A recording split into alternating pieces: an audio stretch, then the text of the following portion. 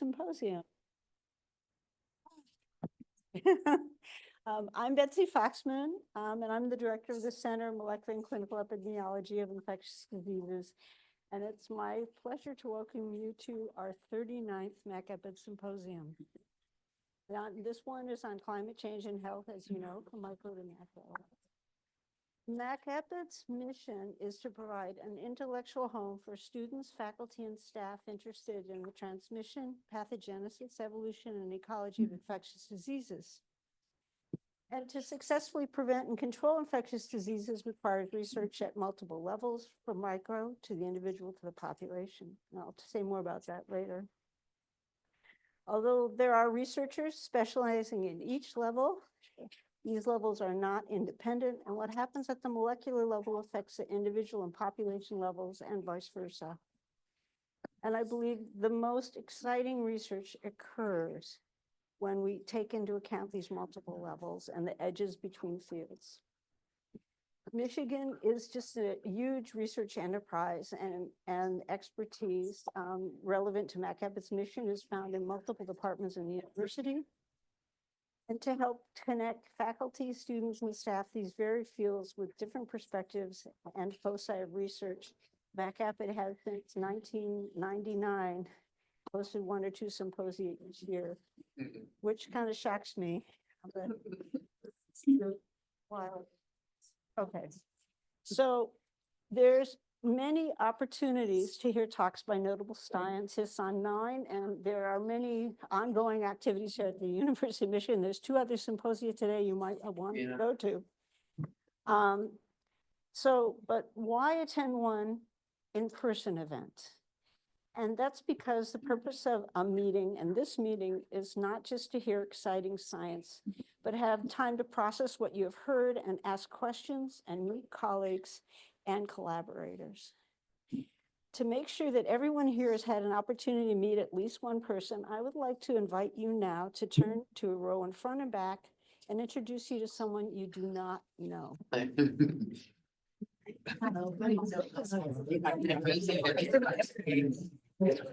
Emily. I was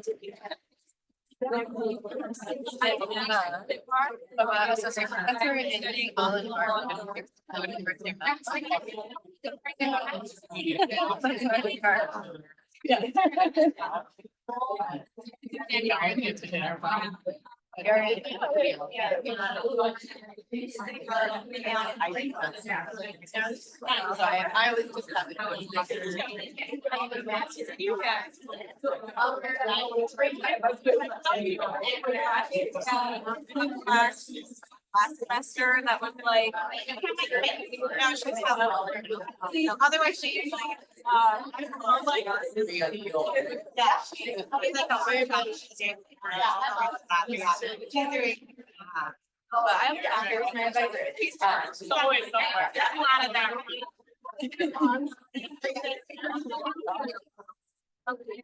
So water.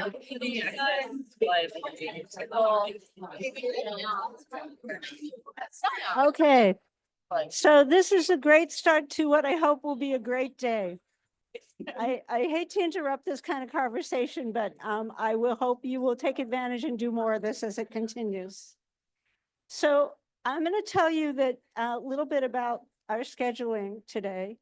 And it's somewhat different than probably many meetings that you have ever been to, which kind of opt to cram as many speakers as possible in the time allotted. And at those meetings, for my own experiences, by the end of the day, I don't know what I've heard, but also by the time I figure out my question to what someone is saying, it's 2 or 3 speakers later, and I've totally lost my train of thought. So we decided when we started the symposium series that we would limit the number of speakers. We've never had more than 4. We usually have 3 or 4. And we make sure each speaker has enough time to explain why the research is important, what they did to an interested audience, and that may have limited familiarity with their particular area, and but is aware of the connection with the overall theme. And there's ample time for questions and discussion, and a break will follow each talk to facilitate networking. And so to prime the pump for questions, prior to each symposium, we post articles that were recommended by the speakers, and we hold a journal club where we read the papers.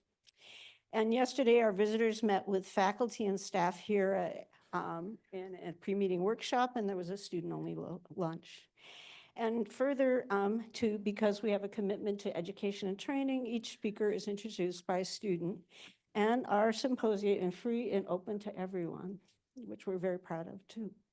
I want to take a minute and ask each of our visitors to stand so that people can know who a person is. So our first speaker is going to be Frumkin. But they will be formally introduced. Then there's Jay Lennon. Emily Kemper, and where's Colin hiding? Colin, where are you? Oh, back there, stand up. There. All right, so, okay, thank you. All right. So just a few words. This year we tried something new. We partnered with the Museum of the University of Michigan Museum of Art for a symposium-related activity. You may have seen something, there's UMMA on the side of the when you checked in. You can get a copy of the scavenger hunt, which will take you, it's a curated hunt through the museum of pieces of art related to the theme. And I'll tell you, I took my grandchildren on it and it was a lot of fun. So I recommend you do that, but maybe 8-year-olds are better finding paintings than I am. But so if you do it, there was one for a hideout and I'm going, where's a hideout? And Rebecca goes, that looks like a hideout. And she was right. So there, go figure. So this is a QR code so you can actually look at the pictures if it, as I said, that, and also on our website. Okay. So as you know, today's symposium, we focus on climate change and health from micro to macro. And here I spent all this time saying we're about infectious diseases. So you might wonder why a center focused on infectious diseases has mounted this symposium series on climate change. And of course, the very simple answer is that one of the major obvious impacts of climate change is on infectious diseases. This is the result of a systematic review of systematic reviews.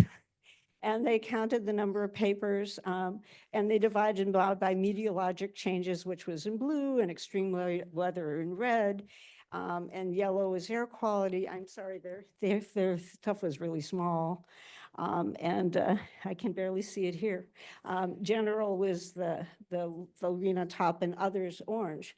And the very first bar, the biggest bar, on your left is infectious diseases. So it was the most common category that these systematic reviews had addressed it in terms of the impact. But there's really a more complicated answer, and I somewhat alluded to this in my introduction, but for climate change and infectious disease, there are parallels. There are feedback loops from micro to macro that we're all at greater health risk because of climate change anywhere in the world. Like we can think of fires in Canada last year resulted in air pollution and a rise in respiratory disease in Michigan, in Ann Arbor even, and bubble that we may feel we are. And we are all at greater health risk of infectious disease. So for example, one thing I work on is antibiotic resistance. Antibiotic prescribing halfway around the world, or lack of oversight of antibiotic prescribing, results in antibiotic resistance bacteria that we end up finding right here in Michigan all the time. I'm trying to, so much for my glasses. Okay, so, but there's several implications of these feedbacks, and I will just highlight a few using infectious diseases as an example, and I'll leave it to you as a challenge to think of examples using climate change. First, individual choices matter. They do matter. So deciding to get vaccinated lowers your individual risk, right? But it also lowers the collective risk of vaccine preventable infections. Second, helping others is in our best self-interest. We know it's a virtue, but it is in our best self-interest. So by providing aid to other countries to prevent the spread of infectious diseases, it lowers the chances it will spread here. And finally, we need to include diverse expertise and perspectives to solve these type of multi-scale problems like spread of infectious disease and climate change. And it's for this reason that this and all of our symposium, we invite speakers who are working on different aspects of a larger problem so that those attending will be exposed to these different perspectives. And today, our speakers include a public health professional, an engineer, a microbiologist, and an ecologist. And to the best of my knowledge, this is the first time they've all met together, and they have yet to hear each other's perspectives in a formal setting. So this is not like the repeat panel that's been all over the world. It's a first. And it's my hope that by participating in this symposium, you will learn something new. You'll have thought about a problem differently, and you'll feel empowered to take action even at the individual level. So that's my sermon for today, but just a few before the first speaker is introduced, I just want to do a few housekeeping things. If you came in, some people didn't notice there's double doors here. If you go through there, there's the food, and that's where lunch will be.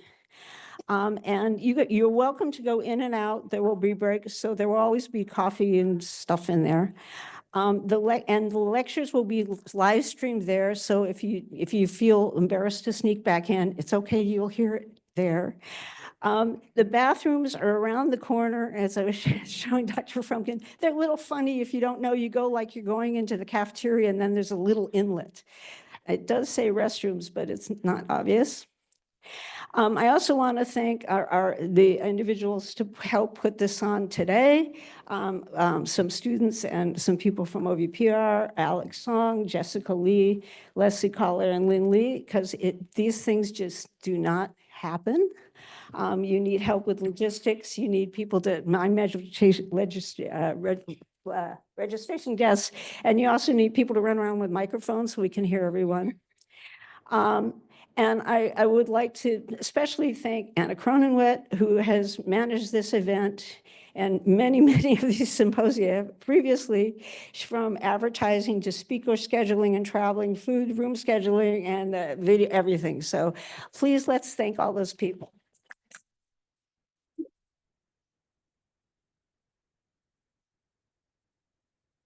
And so, and then money.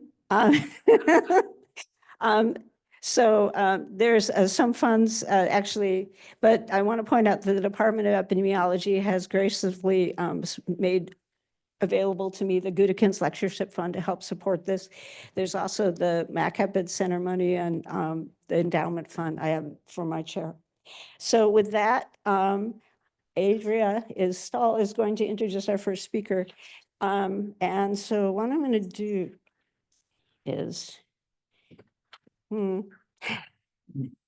don't know how to switch all this stuff right. I lost the mouse. I'll let someone else do that while Adria gets.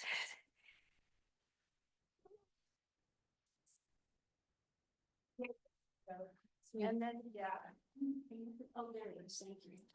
Good morning, everyone. It is my great pleasure to introduce our first distinguished speaker, Dr. Howard Frumkin, a renowned leader in environmental and occupational health whose work has contributed to advancing public health practices and environmental policies worldwide.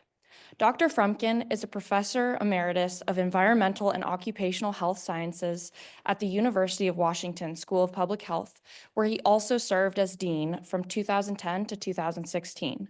His leadership extends beyond academia. He has directed the National Center for Environmental Health at the CDC, led the Our Planet, Our Health initiative at the Wellcome Trust in London, and advised numerous organizations on climate health and sustainability.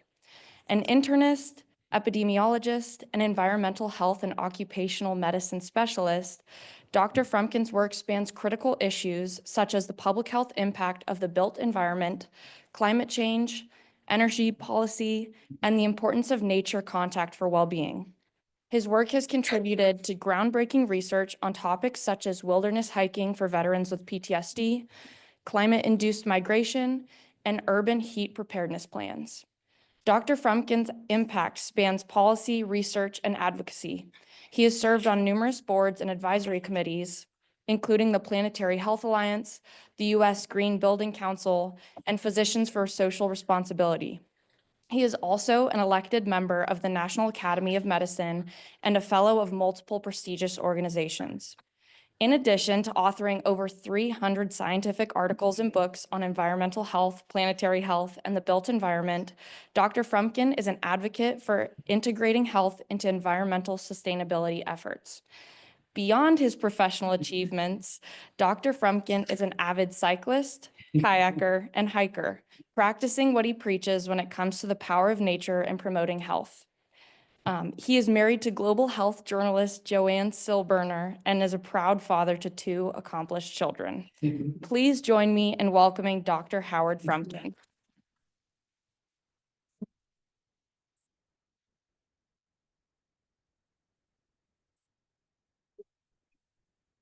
That was maybe the nicest introduction I've ever had, Adria. Thank you very much. I really appreciate it. Oh, okay. Great, thank you. It is so nice to be here. Great to have met everybody that I met in the workshop yesterday. I want to do a special call out to Dr. Paul Cornelli, the namesake of the room next door. I've known his name for years. He was the first African-American to get a doctorate in public health, a giant in the civil rights movement early in the 20th century.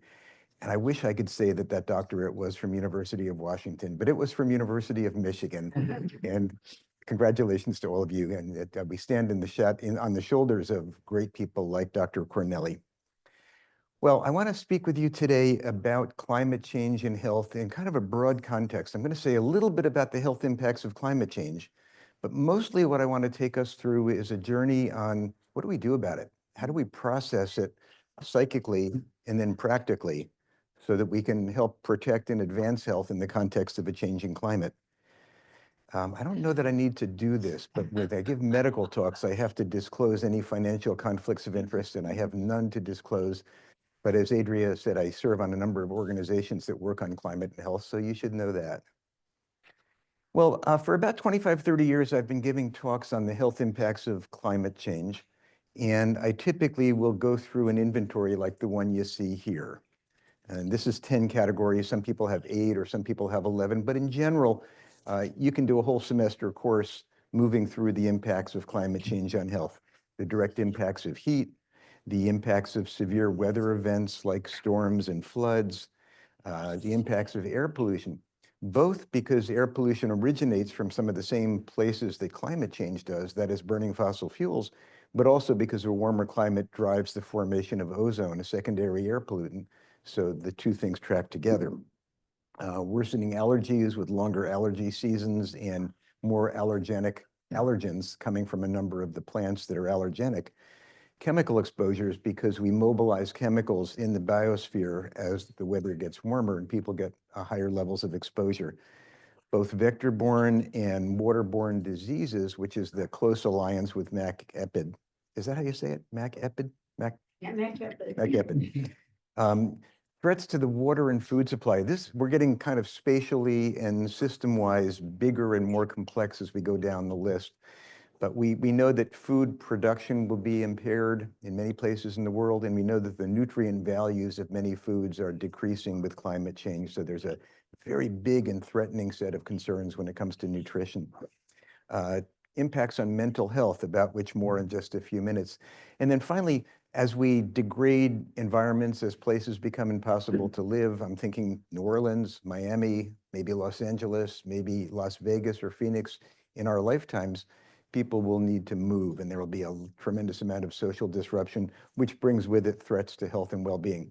So I could talk about all of this for a long time, and I used to do that, and I would leave the audience completely depressed.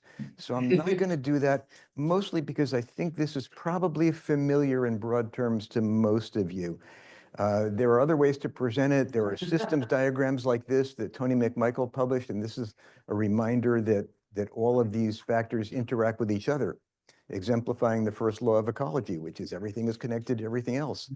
And probably the snazziest diagram to illustrate all of this came out of the CDC Climate and Health Program, which I think is the most promiscuous use of PowerPoint ever committed in the service of climate change and health. And I'll just let you watch this slide do its amazing thing. So bottom line here, climate change has many impacts on health, and most of them are not very good. Let me make two meta comments before getting into the topic that I really want to talk about. The first meta comment is we're not all equally vulnerable. We're all vulnerable, but different ones of us are especially vulnerable in different ways.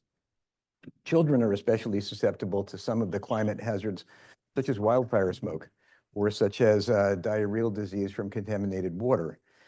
Elderly people are especially susceptible to extreme heat. People who have underlying medical conditions are especially susceptible to a number of the climate impacts that I mentioned. And people who are poor, people who are members of minoritized groups are especially susceptible probably to every single health outcome of climate change. So climate change is bad for our health and well-being, and there are differential susceptibilities across our society. The second meta comment is that this is an urgent set of issues. I'm showing several of the global processes that are affected by climate change here. And what I want to direct your attention to is the slope of change for each of these processes. Some years ago, the slopes look like what you see there. In the next decade after that, the slope looks like that, and in the next decade like that. So this is a rapidly accelerating set of changes. So much so that climate and earth scientists tell us that we may be approaching tipping points where irreversible system changes in earth systems will occur. The one that is especially interesting is the overturning of the Atlantic Meridional Overturning Circulation, the AMOC, which would affect the Gulf Stream and the climate of most of Western Europe. 10 years ago, when we used to talk about that, it was a very abstract possibility. Emerging evidence suggests that it's much less of an abstract possibility and may actually be starting to happen. So there's a lot of urgency to this. Bad health effects, unequally distributed, urgent to address. And we can review the events of the last few weeks to put some context on today's discussion. When the administration came into office, one of the first things that they did was announce the withdrawal from the Paris Agreement. Soon after that, there was an announcement that the endangerment finding would be withdrawn. Everybody know what the endangerment finding is? So under the Clean Air Act, Trish knows, under the Clean Air Act, which has been around for decades now, if the EPA determines that an air pollutant is dangerous to us, then the EPA not only may, but shall regulate that air pollutant. So the 6 so-called criteria air pollutants, oxides of nitrogen, oxides of sulfur, ozone, particulates, those all were found to be dangerous under the original endangerment finding, and that's why we have air pollution regs. Carbon dioxide was found in 2009 to be a dangerous air pollutant as well, authorizing EPA to regulate it. And many of the regulations that have subsequently emerged, especially during the Biden years, were based on the endangerment finding. Well, the current administration proposes to withdraw the endangerment finding, reaching the outlandish conclusion that CO2 is actually not that bad for us. And we'll see if they succeed. And then the energy secretary who comes out, he's the CEO of the second largest fracking company, declares that what we need is more fossil fuel. So these were broad policy statements of the approach that the administration would take. Then they began acting on what they said they believed. So if you look at the upper left there, Trump promised to scrap climate laws if US oil bosses. That's not recent news. That actually happened during the campaign some months ago. But he sure enough made good on his promise, and there has been a kind of a flood of permitting of fossil fuel projects in the last couple of months as a part of the new administration's approach to climate change. And as if that weren't worrisome enough, it's also been accompanied by blockage of a number of the renewable energy initiatives that emerged under the Biden administration. So pushing fossil fuels, blocking the progress that we've made on solutions to the climate crisis. This is what's happening now. there's a really good summary that Bloomberg published last week that I'd recommend to you. And I'm trying something very snazzy and high tech now by putting that QR code on the slide. So if you want to read this, you can grab that QR code. This is current as of a week ago. It's a cumulative summary of all of the actions the administration has taken on climate change. And it is, it'll rock you back on your heels. And this is only climate change. This isn't social services, human services, health, foreign relations, the military, but this is, there has been a flood of regressive actions on the climate crisis. Let's get to the health piece. Well, health is under assault in the same way that climate change is. There is a bloodbath this week at the Department of Health and Human Services with thousands of people being fired. And those firings and those program closures included the few programs in the health side of the federal government that were addressing the climate health connection. So on the left, you see a headline announcing the withdrawal of NIH funding on climate and health. There has been a too late to arrive, but it finally arrived, a good NIH, cross-NIH initiative to fund research on climate and health. It's now been shuttered. And on the right, you'll see this past Tuesday, so 3 days ago, the entire climate and health program at the CDC was shuttered as well, and all of the people working in it were fired. So climate change is bad for us. It affects us unequally. It is urgent to address it, and we've got some pretty bad news going on now. Things look a little grim. I know you must feel. This is a bad introduction to a talk. So let's talk about that emotional reaction that probably a lot of us are facing. And I'm going to take the first of several referenda now. Raise your hand if you've felt some despair in relation to the climate crisis.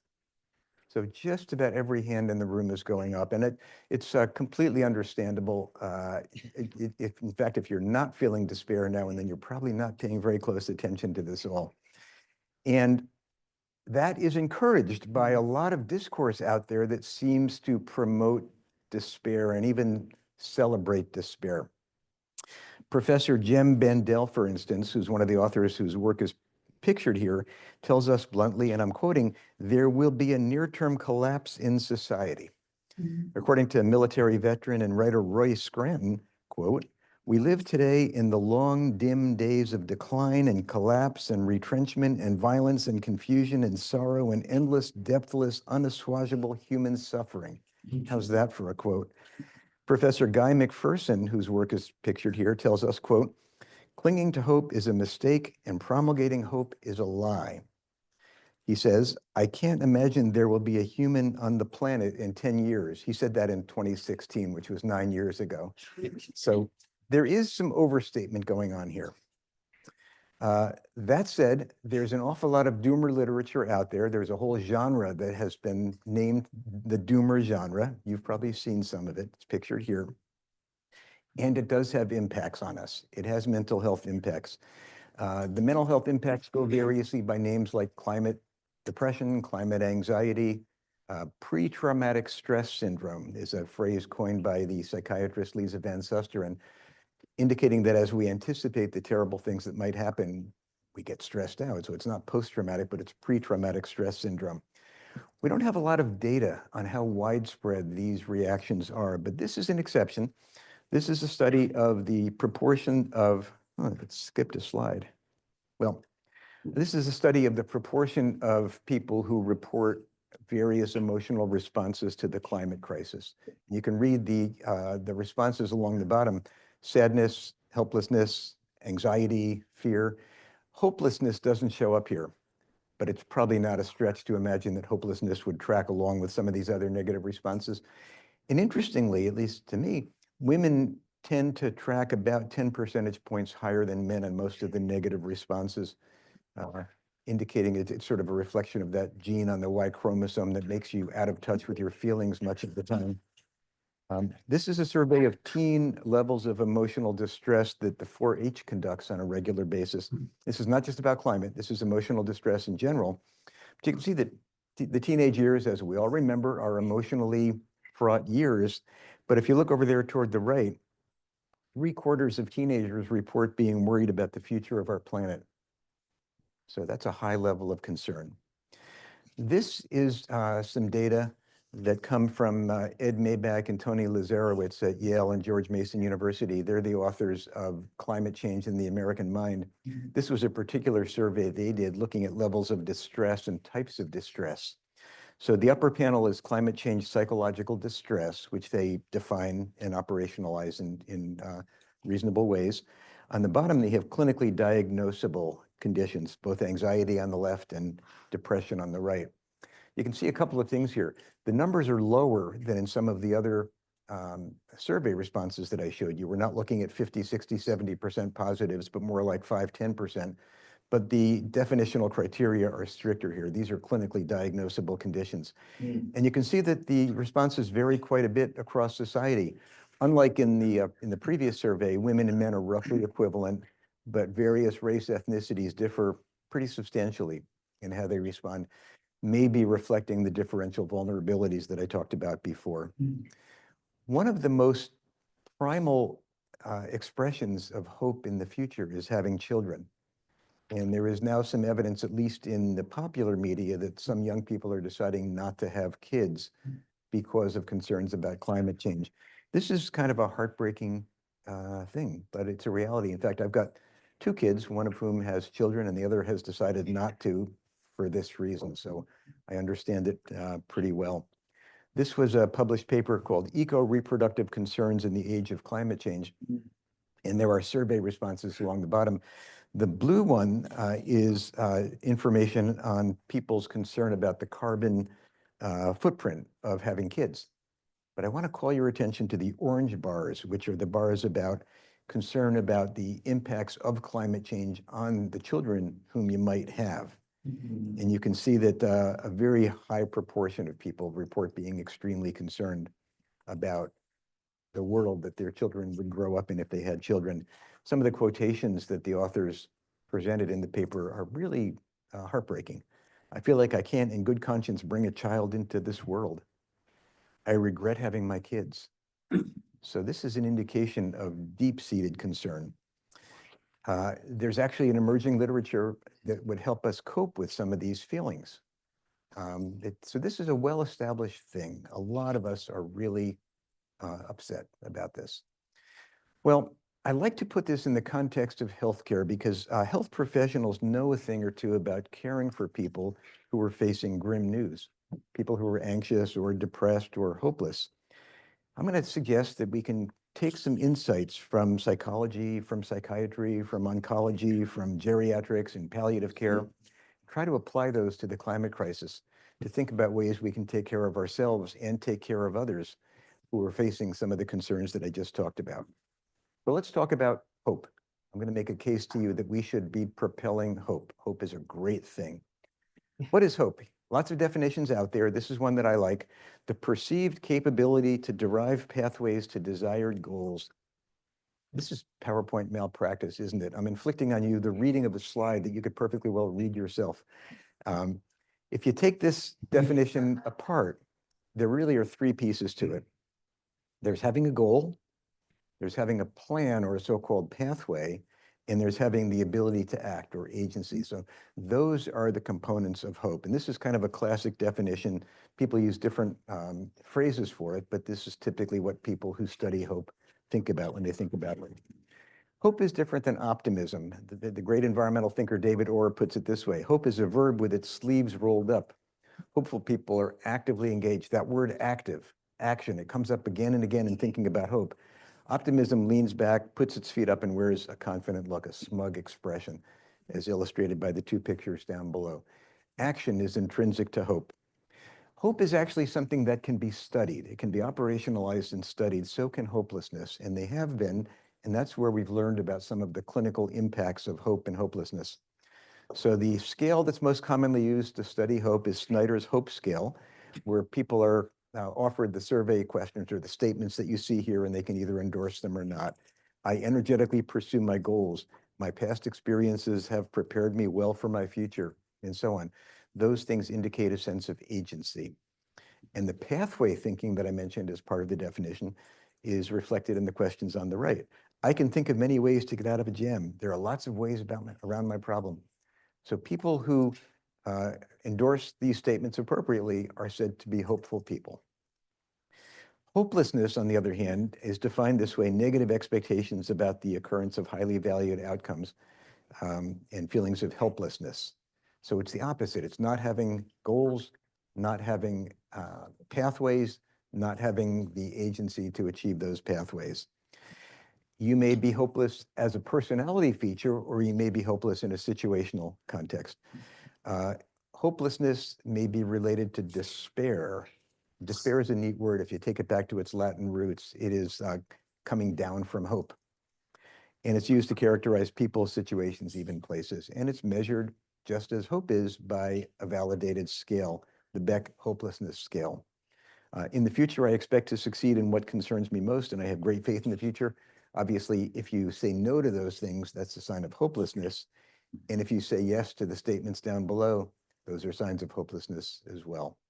So the bottom line here is just to help you appreciate that hope and hopelessness are relatively definable qualities. They're not necessarily abstractions, and we can study them. Hopelessness can be treated, and there are treatment protocols to treat hopelessness. Conceptualize reasonable goals more clearly. These are cognitive approaches. And the cognitive approaches, cognitive behavioral therapy type approaches, can be supplemented by antidepressants and by other therapies, things like life review therapy and narrative therapy. Now, I'm going to propose to you that we can jump from this relatively clinical way of thinking to a societal scale way of thinking, but I want to offer a cautionary note. So think critically about this as I take you through this. Hope in the clinical context may be a quite different thing than hope when it comes to climate change. And I don't want you to let me be too facile in jumping from the clinical to the societal. The measurements of hope and hopelessness vary across studies. Some of them may not even be valid. So this is not an open and shut case the way some areas of science are. The epidemiologic evidence isn't always consistent.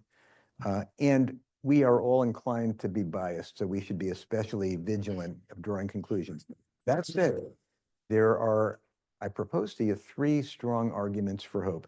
The first is that hopeful people feel better. And if we care about caring for people and the health professions, that's central to our mission, then that in and of itself ought to be enough reason to make us propel hope.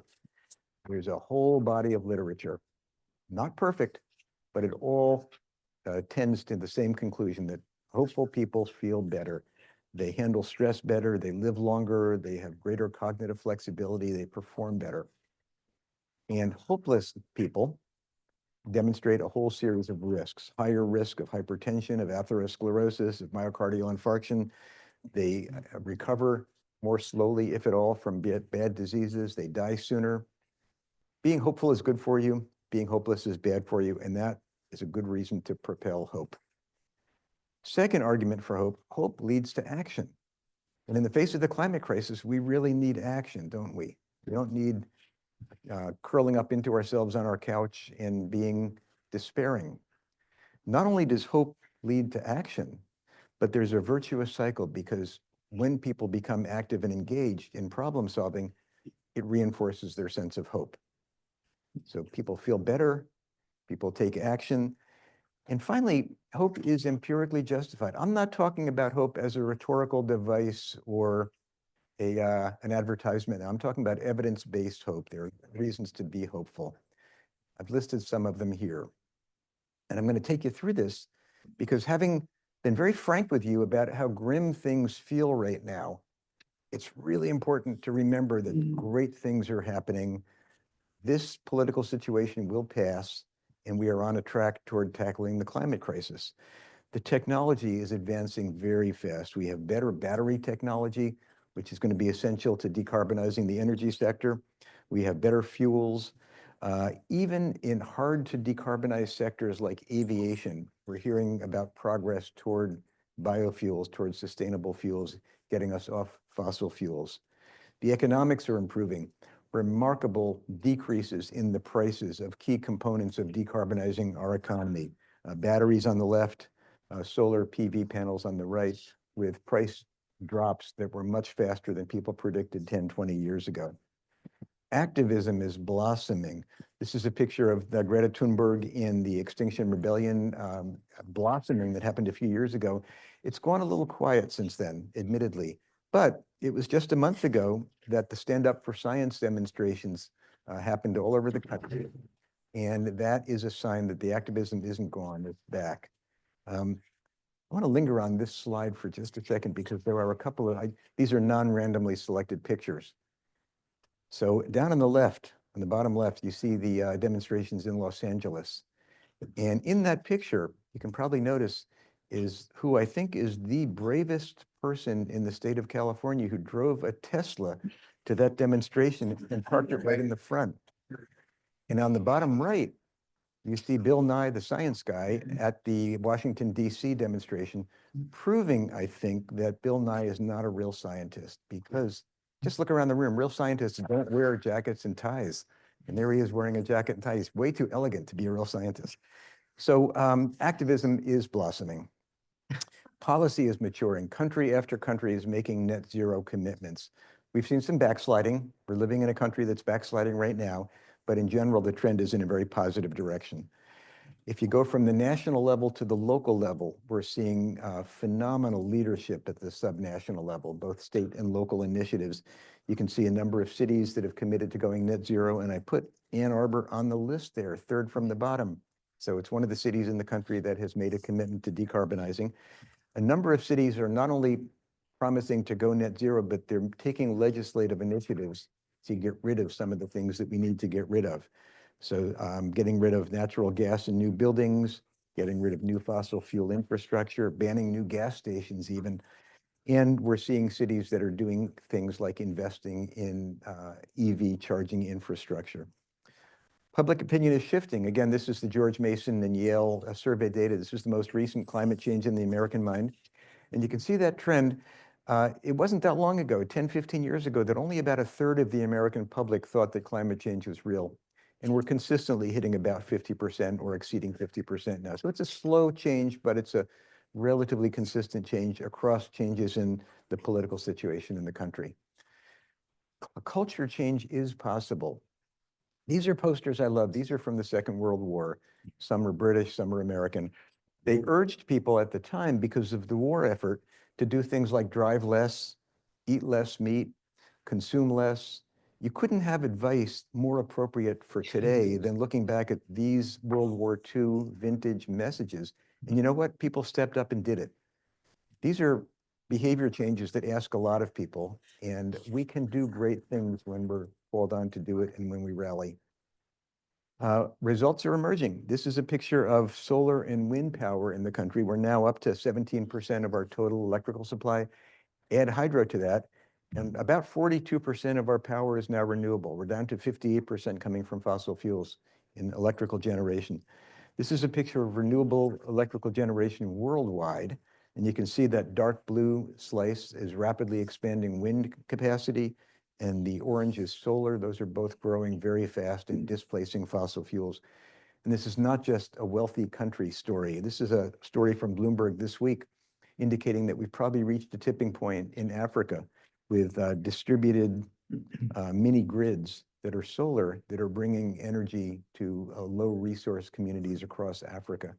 Major improvement there. Big companies are stepping up. Amazon and IKEA, the retailers, are looking to reduce the carbon footprint of their shipping. Even these hard to decarbonize sectors like cement and steel are making serious efforts. EVs are taking off. Now, only 4% of vans and trucks, but 18% of passenger cars. And look at that, almost half of 2- and 3-wheelers worldwide in 2023. And that trend is rising constantly. I don't have 2024 data, but there's a steady line moving up. And boy, there are some vanguard countries. Look at that. In Norway and in Sweden, the vast majority of cars that are being sold now are electric. China's third there. And there's the US lagging. But we're seeing a steady increase, a little bit of slowing in the last couple of years, but still we're rising in EV sales in this country. And lastly, there's a good news story which we in the health sector really should celebrate. It's the story of co-benefits. So on the left, you see 3 of the main initiatives we need to embrace to tackle the climate crisis: clean energy, means moving off of fossil fuels to renewables. Well-designed cities that reduce the carbon footprint of cities. So by that, I mean many of the features of smart growth, mixed use, activity centers, good alternatives to driving like pedestrian and bicycle infrastructure and transit, plenty of green space. Those are smart cities. And finally, healthy, sustainable diets where we shift from meat heavy, from animal protein heavy toward fruits and vegetables, and we reduce food waste.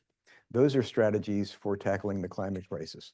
On the right side of the slide, you see our major public health goals. We would love to achieve less heart disease, less lung disease, less cancer, better mental health, fewer infections, fewer injuries, and healthier child development. And here's the sweet story. Clean energy delivers all of the health benefits shown here. And these are not rhetorical arrows. There's a body of evidence behind each arrow there. Well-designed cities deliver all of the health benefits shown there. Healthy, sustainable diets deliver all of the health benefits shown there. So there are lots of reasons to be hopeful. Hope makes people feel better. Hope makes people active. And there is evidence to support your being hopeful.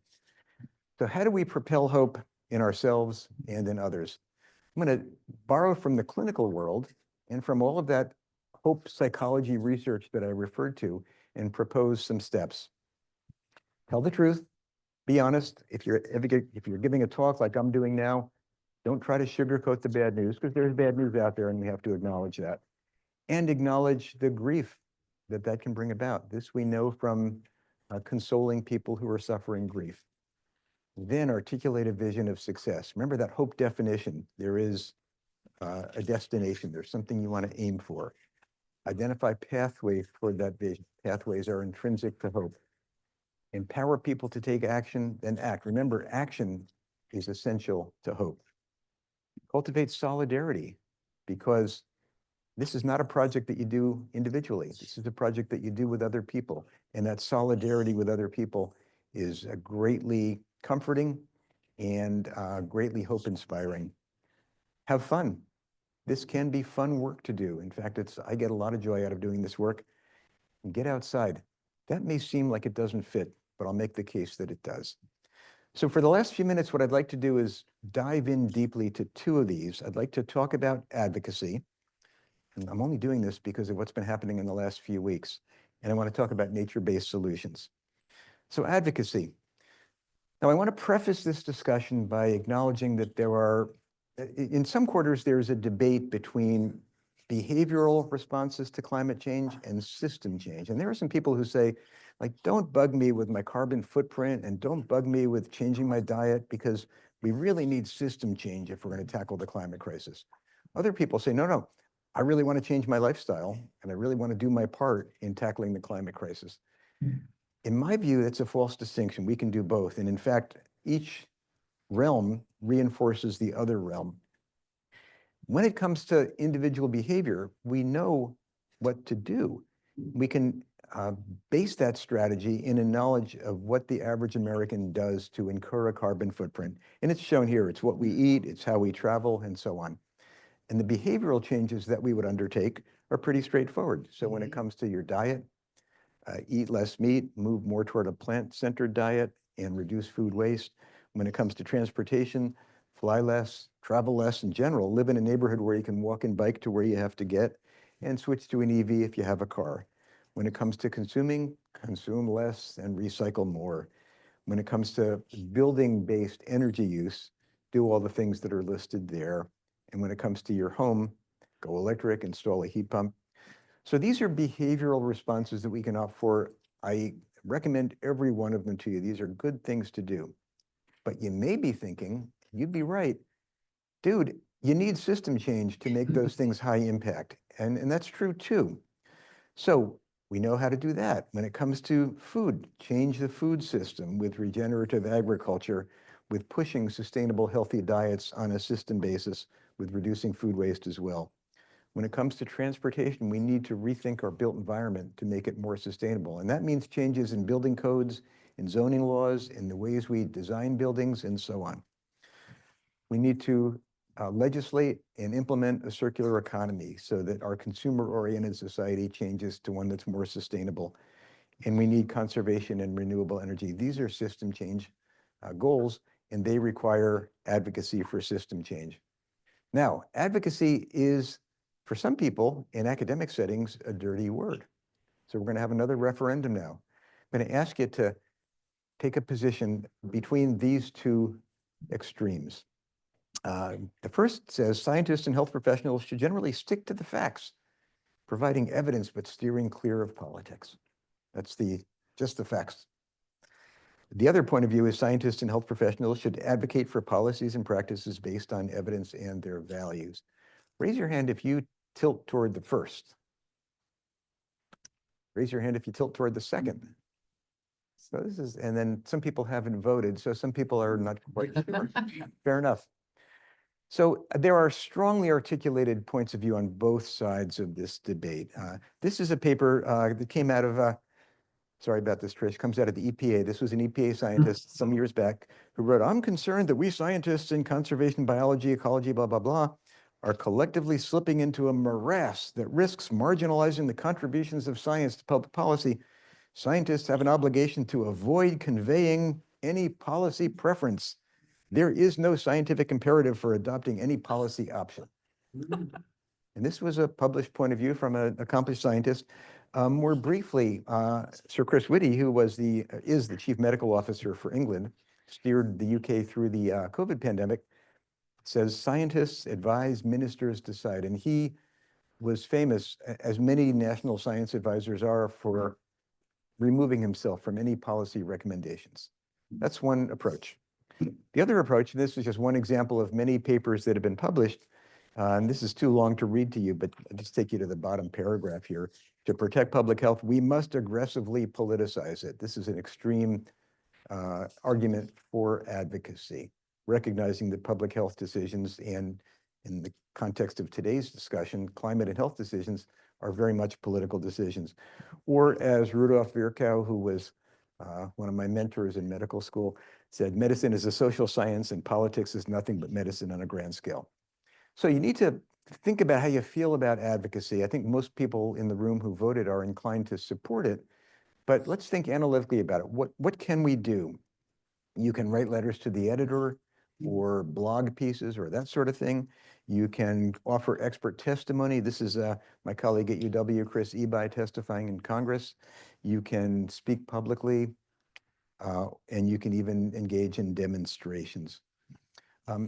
How do most climate scientists feel about this? Are these the kinds of things people are comfortable and skillful at doing? Well, there was a survey of the IPCC scientists not long ago asking them how they feel about advocacy. Do you think that climate scientists should engage in advocacy on this issue? And as you can see, a very solid majority say yes. Do you engage in advocacy? And almost as many as think they should actually do. And then what kind of advocacy do you engage in? Speeches, publications, videos, contacting representatives, and so on. So this is fairly widespread accepted practice in the climate science community. You might think that health professionals have a particular opportunity to be advocates because we are very well trusted. This is the Ipsos global survey of which professions are trusted. And you can see that at the very top of the scale are doctors and then scientists. And this was 2021, so this was during the pandemic. Arguably, levels of trust in health professionals fell a little bit during the pandemic, but these are very high levels from which to fall. And most of the available evidence suggests that health professionals and scientists are still very well trusted. The global data here from Ipsos ask about doctors, they don't ask about nurses. Is anybody in the room a nurse? No, anybody a doctor? Okay, so I can, yes, and you're fleeing already because you know what I'm going to say. Nurses do better than doctors. These are US data, and these come from after the pandemic. And actually, interestingly, you'll see the doctors are the fifth row here. They used to be the second row, a very close second to nurses, and they fell during the pandemic. But it still is the case that health professionals are among the most highly trusted professions. So when we advocate, there is a lot of trust in us, and that's an opportunity. There's a literature describing the ways in which scientists and health professionals advocate Some of the things that you can read actually legitimate our having strong feelings about this topic. That's the first paper as an example. Some of the papers that are published document the impacts of advocacy by health professionals. That's the second paper there. And there's a whole literature recommending to us how we should advocate, which you can see examples of that here. So this is a thing. You can actually get into this. Now, one of the concerns you might have is if we advocate too vocally, do we forfeit the trust that the public has in us? This has been researched. And here are some examples of papers. And if you want to read about this, I put the QR codes there. It's a mixed literature. Some of the papers actually show that trust falls, especially by members of the public who have strong prior opinions. Other papers show that trust doesn't fall at all. And there are probably ways to act that can help maintain trust as you advocate. And there's an interesting paper here that recommends aspects of advocacy that can help to sustain the trust that you have as a scientist or a health professional. So thinking about the ways to advocate actually arguably can help us do so more effectively and not forfeit trust. There also may be personal costs, and I think since nobody here is a clinician, I'm going to skip over talking about the cost that may arise in the context of advocating to your patients, but there are workplace potential costs to being an advocate, and you can see them listed here. Getting into arguments with your colleagues who may disagree with you, even at a time when there is a lot of vindictive firing going on in this country, especially in the government. People can lose their jobs for taking positions. But these are risks that arguably can be managed. And what you see in the box on the right is advice on how best to manage some of these risks. So bottom line, there is a role, I would argue, for advocating to protect health in the face of climate change through adopting climate-friendly policies. It's a complicated thing to talk about. People have strong feelings in the scientific community for and against advocacy. There are potential costs both to the trust that the public has in us and to our own careers, but there are ways to manage those risks to advocate as safely and effectively as possible. How are we doing time-wise? Fine, good. Last topic is nature-based solutions. Remember, the last recommendation that I offered you on that cascading slide was get outside. And that may seem like it doesn't quite fit, but I'm going to try to persuade you that it does. Third and final referendum. At your home, do you value nature contact? Raise your hand if you do. I think this is the most unanimous vote we've had so far today. Yeah. During the last year, have you taken a weekend or a vacation at a beautiful natural place and felt revived and refreshed? Raise your hand if yes. So a few fewer people, and I'm guessing in view of the first vote that the no votes here, it's probably because you just didn't have a chance. You might have liked to if you didn't. Well, the nature-health connection is a thing. There is actually a large and rapidly growing body of evidence indicating that contact with nature is good for us. In fact, it's such a fast-growing body of evidence that even if you love this topic, which I do, it's hard to keep up. This is just a picture of Web of Science citations on two particular terms, green space and health. And look what it's doing. This is kind of an exciting and fast-growing field of research. There are now whole books you can read about the nature-health connection. And some of them are kind of popular and a little bit woo-woo, but a lot of them are very firmly grounded in this growing evidence base. The upper left one there is one I'd recommend, and down on the bottom right, Florence Williams is a very solid science journalist, and the Nature Fix is a good one to look at also. What do we know about the evidence? How do we know that nature contact is good for health?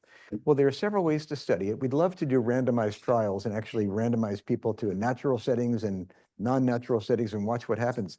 But that's hard to do. For one thing, you can't blind them. And for another thing, people actually don't like being told where to go live or recreate recreationally. But you can take advantage of natural experiments, and there's a lot of really interesting examples. One of the classics that people in this field cite came from Roger Ulrich. He found a natural experiment. This was a hospital wing, a post-surgical wing of a hospital outside Philadelphia. He took a look at all of the gallbladder removals that took place over about a 10-year period back in the 1970s. The special thing about this hospital wing was that half the rooms, the recovery rooms post-op, looked out at trees, indicated by the green arrow. And the other half of the rooms looked out at a brick wall. And which recovery room you ended up in was a random assignment. So this is a beautiful randomized trial. And what he found was that if you ended up in a room with a tree view, you had a shorter hospitalization. Let me point out that this was the 1970s when you had a gallbladder out and you actually were in the hospital for a week, not like the drive-through procedures that they do now. You had less need for pain medications and you had fewer negative nursing notes. So something about viewing nature helped you recover better and faster. This is another natural experiment. Philadelphia has about 50,000 vacant lots. They have inventoried them all, and they're in the process of greening the vacant lots, going from that upper picture to that lower picture. If you green the first few hundred lots, you can then compare the impacts of that process with the next few hundred on the list that are essentially equivalent but haven't yet been greened. So it's a waiting list control group. It's a nice technique. And what the investigators at University of Pennsylvania found was that when you greened lots, you had less violence, lower levels of stress, higher levels of physical activity, more social capital in the neighborhood, more knowing and trusting your neighbors, and higher levels of academic achievement in the kids in those neighborhoods. So the contact with nature in a completely different context than in the Ulrich Hospital study had lots of positive health and well-being benefits. Most of the evidence we have, however, isn't these natural experiments, but it's observational studies. So just a couple of examples to give you a sense of this evidence base. London is a great place to do this kind of study because the British have something we don't have, which is a health system. And they also have an inventory of all the trees in the city. And you can do a correlational study, which investigators did, and found out that each additional one tree per kilometer of street distance is associated with a reduction of 2.5 antidepressant prescriptions per 1,000 people per year. Seems like there is less depression if you have access to trees on your street. This is an observational study in Indianapolis looking at kids growing up in more or less green neighborhoods. The investigators did their best to control for parental educational level and socioeconomic status and other things, and found out that the kids in greener neighborhoods had slower rates of weight gain and less likelihood of ending up obese than the kids in less green neighborhoods. So these are little samples of the kinds of evidence that we have. The evidence continues to come out. Here are some recently published studies showing evidence of less depression and burnout in people who live in greener neighborhoods, lower suicide rates, lower diabetes mortality, fewer general somatic symptoms. So and there's a constant drumbeat of these papers coming out. They're not all high quality. They're not all tending to the same results, but overall, this is a very consistent body of evidence. What we know is that on the mental and behavioral side, all of the benefits that are shown here are associated with contact with nature, generally living in a greener neighborhood or having more access to parks and green space. And all of the physical health benefits that you see shown here are associated with contact with nature. And the overall health benefits that are shown here are associated with contact with nature. So it would be great if we had a pill that offered all of these benefits, wouldn't it? We'd all be out taking the pill or buying stock in the drug company that makes it. We don't. But this is a really effective approach to promoting health. It's got lower cost and fewer adverse effects, and you don't need a professional to prescribe it. So this is really kind of if we had magic bullets in health promotion, this would be one of those magic bullets. The evidence keeps on coming. Here are 3 papers that came out over the last year or so with previously unreported health benefits from contact with nature, living in greener neighborhoods, better bone density, less premenstrual pain, and less inflammation. Now, where do we get our contact with nature? Most of us get it in parks and green spaces and on trails.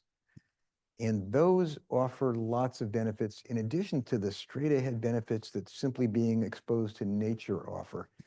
They're shown here. Parks are venues for physical activity. Parks make neighborhoods safer. People report being happier when they're in parks and green space than when they're not. Air quality improves, albeit marginally in some situations, but in general, we see evidence of incremental improvements in air quality in green spaces. We see noise reduction and the replacement of urban noise with birdsong, which is very positive benefit for people. Awe, inspiration, spiritual fulfillment. Parks and green spaces are venues for social connections. If you put the parks in the right places and you manage and oversee the parks well, you advance equity, you advance intergroup harmony.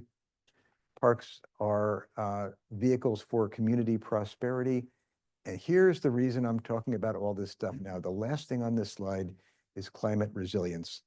Parks and green space offer a really good strategy for achieving climate resilience. This is a World Bank inventory of the kinds of nature-based infrastructure that are effective in climate adaptation and in some cases in climate mitigation. Let me show you just a few quick examples. This is New York City, and the color coding there shows temperature. And what you'll see is a few islands that are green. Those are parks, and the blue penumbras around them are cooler temperatures. There's Central Park, there's Prospect Park. Not only is the park cooler than the surrounding urban fabric, but the coolness of the park extends blocks out from the park. So cooling hot cities is one of the benefits of parks. This is the Rodney Cook Senior Park in Atlanta. This is in an African-American part of the city where flooding was a repeated problem for many years. The park was then designed with input from the community to become essentially a stormwater retention facility. So when it rains, hundreds of thousands of gallons of water are sequestered in the park and slowly released to groundwater. When it's not raining, this is a fantastic community asset where people in the community have access to a better park than they ever had. So this is a park doing double duty. This is, I'm going to pronounce this correctly, Yanweizhou Park in Jinhua City, China. This is a park that was designed in sort of a sponge city concept, which you may have heard about. It's a park that's designed to absorb floodwaters when the river floods. And in between floods, it's a fantastic destination park, getting hundreds of thousands of visits from local people and visitors. Coastal protection is a function that parks can provide. This is the Hunters Point South Park in Long Island City, New York, where artificial wetlands were created so that the rising sea levels and the storm surges that affect that area are blunted. And in the meantime, this is a great place for people in the area to go for recreation and all of the benefits of nature contact. And these are some pictures of green buildings. These are awfully nice buildings to live in. And if you green the building this way, you get aesthetic enjoyment, you get a cooler building with lower utility costs. And so it's functioning both to improve your health and well-being and to tackle the climate crisis. Those are all adaptation strategies. Nature-based solutions are also good for mitigation because many features of nature are really effective at sequestering carbon. The two that I want to point out here that overlap with human health benefits are the third one over, afforestation and reforestation. If you create community forests or large-scale forests, those are great places for people to go and recreate, and they're great at sequestering carbon. And the agricultural approaches embodied in carbon sequestration in soil, regenerative agriculture, both produces healthy food, which is good for our health, and is a very effective way of sequestering carbon. So all in all, nature-based solutions do a lot to help us adapt to and mitigate climate change, and they're good for our health, which is why I'm recommending in all of those ways of promoting hope, get outside because it'll help you feel restored and more hopeful. And by the way, those outside places that we need to protect to get to are really good for tackling the climate crisis. So I've tried to cover a lot. I hope it wasn't too much. Climate change is bad for us. And that badness is complex. It affects different populations differently. And it's pretty urgent that we address it. There is some grim news out there, especially with current events in the country in the last few weeks. But there's also a lot of opportunity lurking within that grimness. To deal with it all, we need to be hopeful. We need to maintain hope. And we need to propel hope in others. We can't go on without hope. Hope implies action. That may include advocacy. This is a good time to think about that. Do it in a thoughtful, careful way if you're going to do it, and help to bring about change. And as you do that all, get outside, because those outdoor places are not only good for us, but they're good for the climate and good for the planet. Thank you very much for your attention.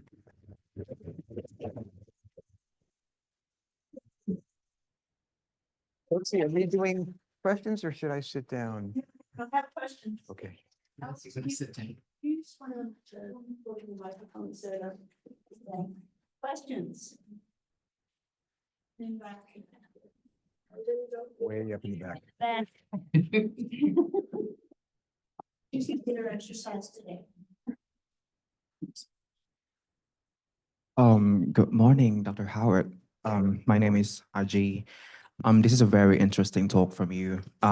I recently listened to one of the podcasts from Norbert Peters. He is one of the PhD candidates in the University of Leiden, talking about environmental ethics and how we, our worldview towards natural environment is shifting from the antiquity and Middle Ages, where we see wilderness as a chaos, and now we see recently human as the chaos. You know what I mean? Like, we cause the cancer to our natural environment and causing climate change. And I see that shifting narratives is something that we're trying to foster in our community, and that's the whole point of your talk.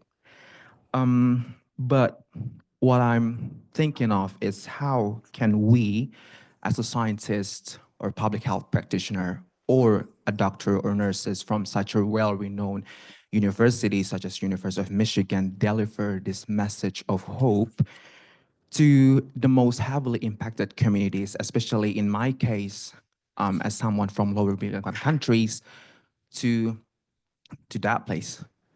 Yeah, thank you so much. Thank you. So how can we deliver this? Yes, How can we deliver this message? of hope. Yeah. Be hopeful ourselves. Take care of ourselves so that we can be hopeful. It's pretty hard to have an authentically hopeful message if you're feeling completely down in the dumps. And then I think actually talk about it. We don't talk about it enough. But I find in the talks that I give about the climate crisis, if I call out the need to be hopeful, people seem to appreciate that a lot. It's just one guy's experience, but I think it's communicating clearly matters a lot. And then I think offering people specific things to do, like at the beginning of your question, you talked about that relationship with nature, but offering people the opportunity to go to nature and give that as advice, because we know that's restorative. We know that it's an effective antidepressant, and it stands to reason that it would actually help promote hope. Urging people to take action. Go to a demonstration, or write to a member of Congress, or opt for a behavioral change so that you know that you're doing something. Taking action, we know, is very strongly associated with hope. So I guess being hopeful yourself, talking about it explicitly, offering specific recommendations to people, actions they can take, those would be some of the things that come to mind. Thank you.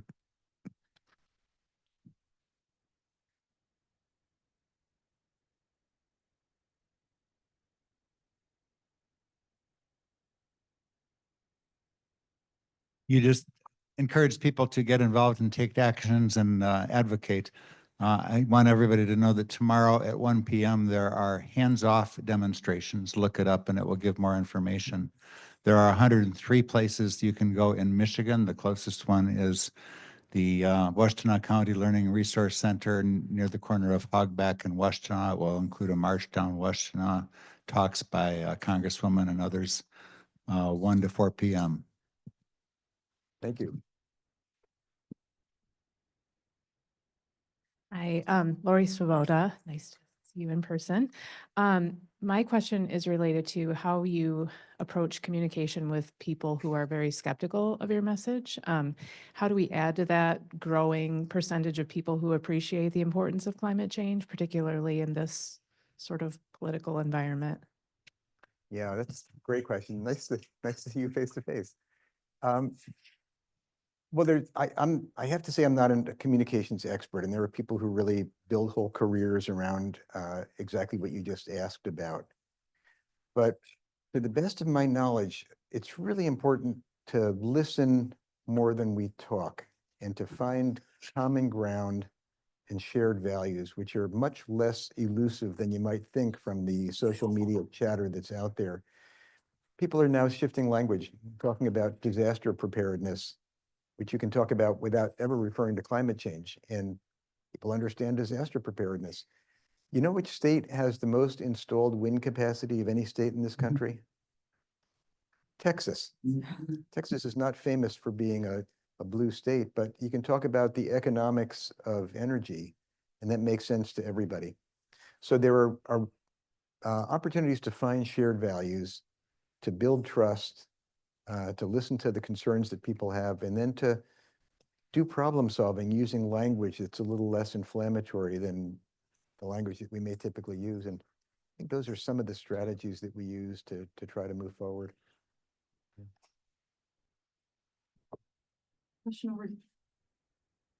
Hi, Dr. Howard. Thank you so much for a very brilliant presentation. I was very encouraged by just the things you were sharing.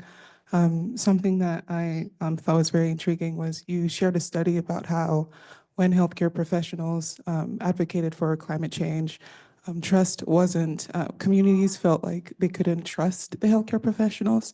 And then there were some communities that actually trusted healthcare professionals when they advocated. I think about a physician, Dr. Monahana, who brought into light the Flint water crisis and how that helped build trust with Flint residents.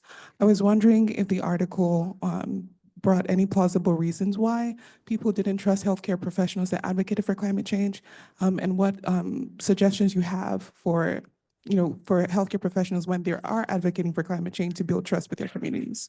Yeah, well, thank you. So it's a mixed literature, and some of the literature suggests that health professionals can lose the trust of the public when they are advocates. Other studies show that that doesn't happen at all. And I think some of the recommendations that I put up on that slide are kind of helpful. So if you frame your advocacy very much in terms of what's good for your patients and good for your community, so that it's very clear you're signaling all the time where you're coming from, that it's concern for others that's driving you. You're very evidence-based. You're calm. You're not, you don't come across as a fanatic. You don't overstate your case, but you try to be as accurate as you can. You admit uncertainty. And one of the things we probably have to take the blame for is early in the COVID pandemic, we weren't as clear as we could have been as a community about the uncertainties that we were communicating. So be frank about those. So those skills, and these are trainable skills, help you be a more effective advocate and maintain trust and even build trust rather than lose it.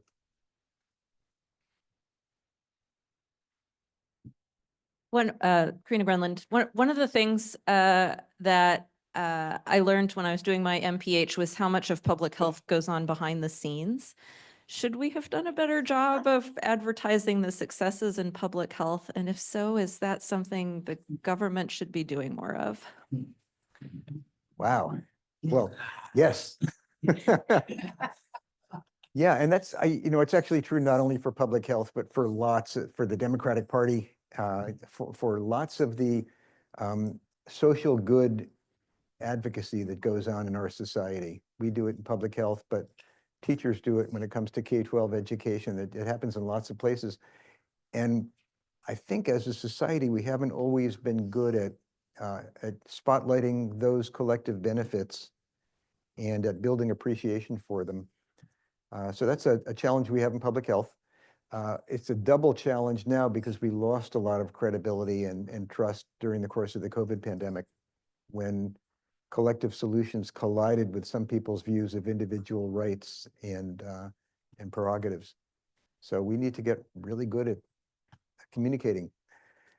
We have an opportunity coming up because the decimation of public health at the federal level that's going on right now will result in a reduction in services.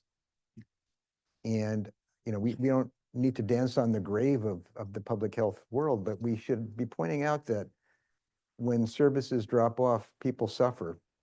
That's a demonstrable phenomenon. It'll be happening. And telling that story, the cases of measles that are breaking out, the cases of food poisoning that will soon be happening, the cases of lead poisoning that will go unexamined and unaddressed because we've knocked out our capacity. Those are stories we need to tell.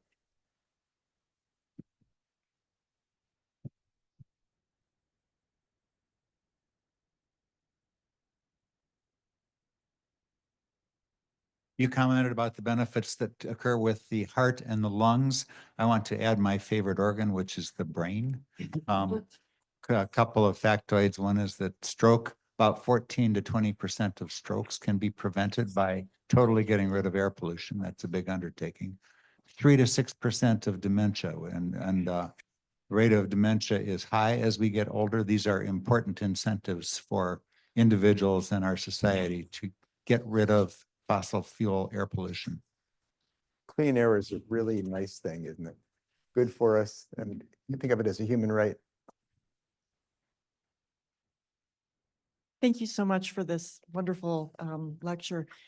One of the things I always struggle with in thinking about communication is we study the past, but what we need to do is communicate in the future. And given the rapid change in the communication ecosystem that we're in, the rapid change in the who controls facts and the disruption that's happening in government, I'm just curious if you have any thoughts or insights about how we might drive forward, given that the things that we need to know about are the unknown unknowns, if you will, and just how to navigate some of that. Yeah. And in an incredibly rapidly changing communications ecosystem where social media dominates now and where bots and disinformation are not only common, but unrecognizable sometimes, and then where AI is growing fast in ways that we can't really anticipate. So hugely difficult. And I wish I had an answer. I think that set of questions is one of the biggest set of questions that we face now. And it goes to how we tell our public health story.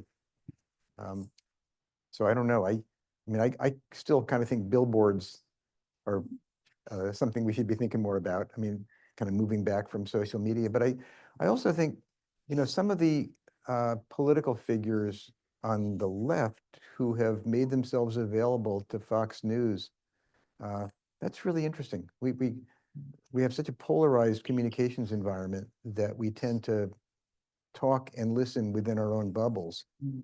And getting out of that, I don't know how to do it, but I suspect that if there are ways to do that we can figure out, we'll begin to depolarize our society somewhat and maybe move more toward consensual understandings of facts.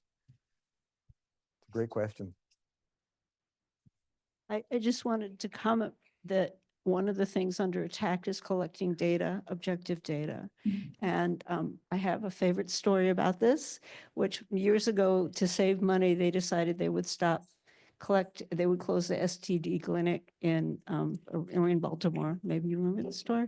And that's where most STDs are documented because STD clinics follow the law and actually report them, which private physicians don't necessarily do. And then there was this big article in the newspaper how STD rates in Baltimore had gone way down.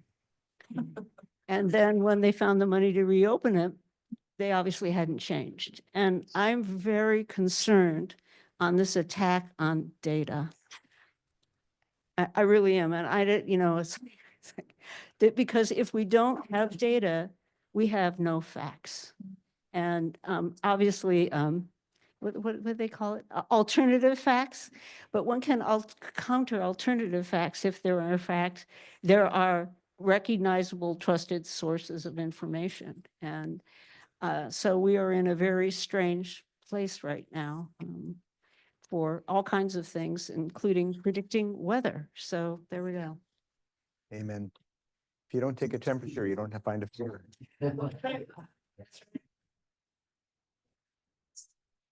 I have one. I'm back here. Hi, Howie. Hi.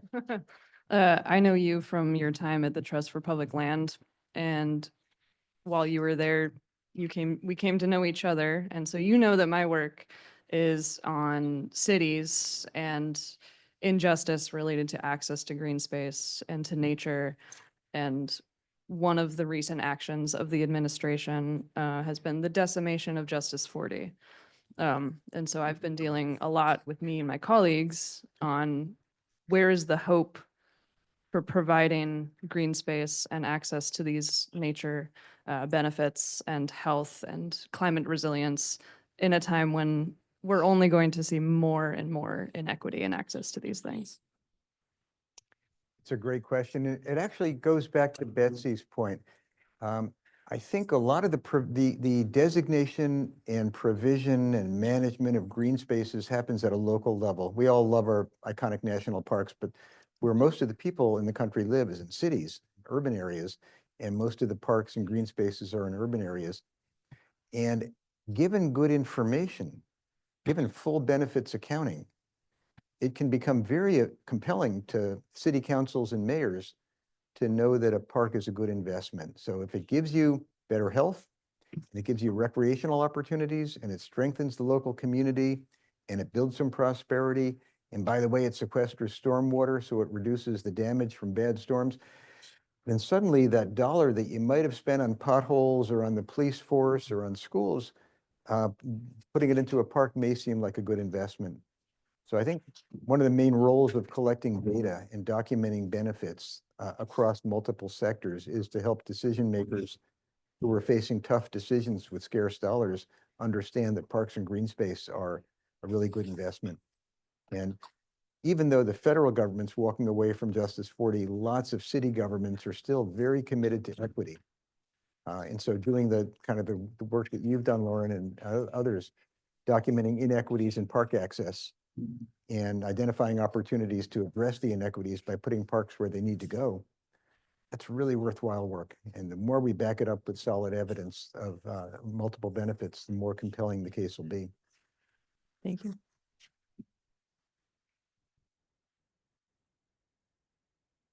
I think it's time for a break. Yes. Thank you all. City of Bloomington.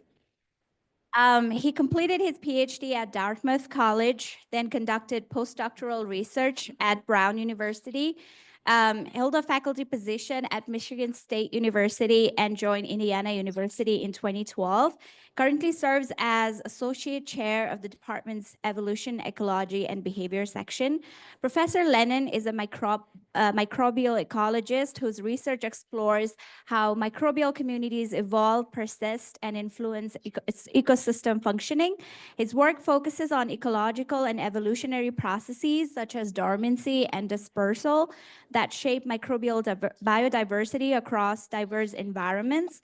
ZAB combines approaches from molecular biology, modeling, fieldwork, and ecosystem scale experiments to understand how microbes interact with their surroundings and with each other.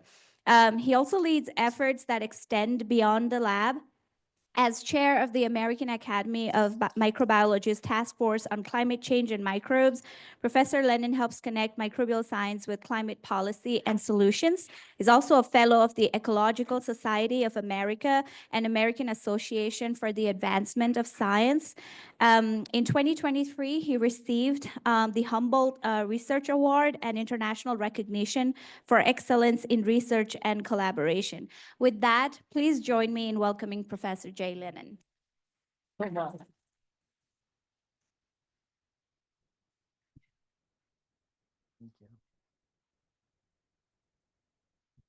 Okay, thanks everyone. It's great to be here. Betsy, thanks for organizing. I mean, when I hear about this type of symposium being organized, maybe over a course of 5 years, that would be impressive, but to do it for 25 years or more is truly amazing. I don't know how you managed to get maintain the enthusiasm and energy to do that, but also the support and funding to do it. So it's been really great being here for the last couple of days.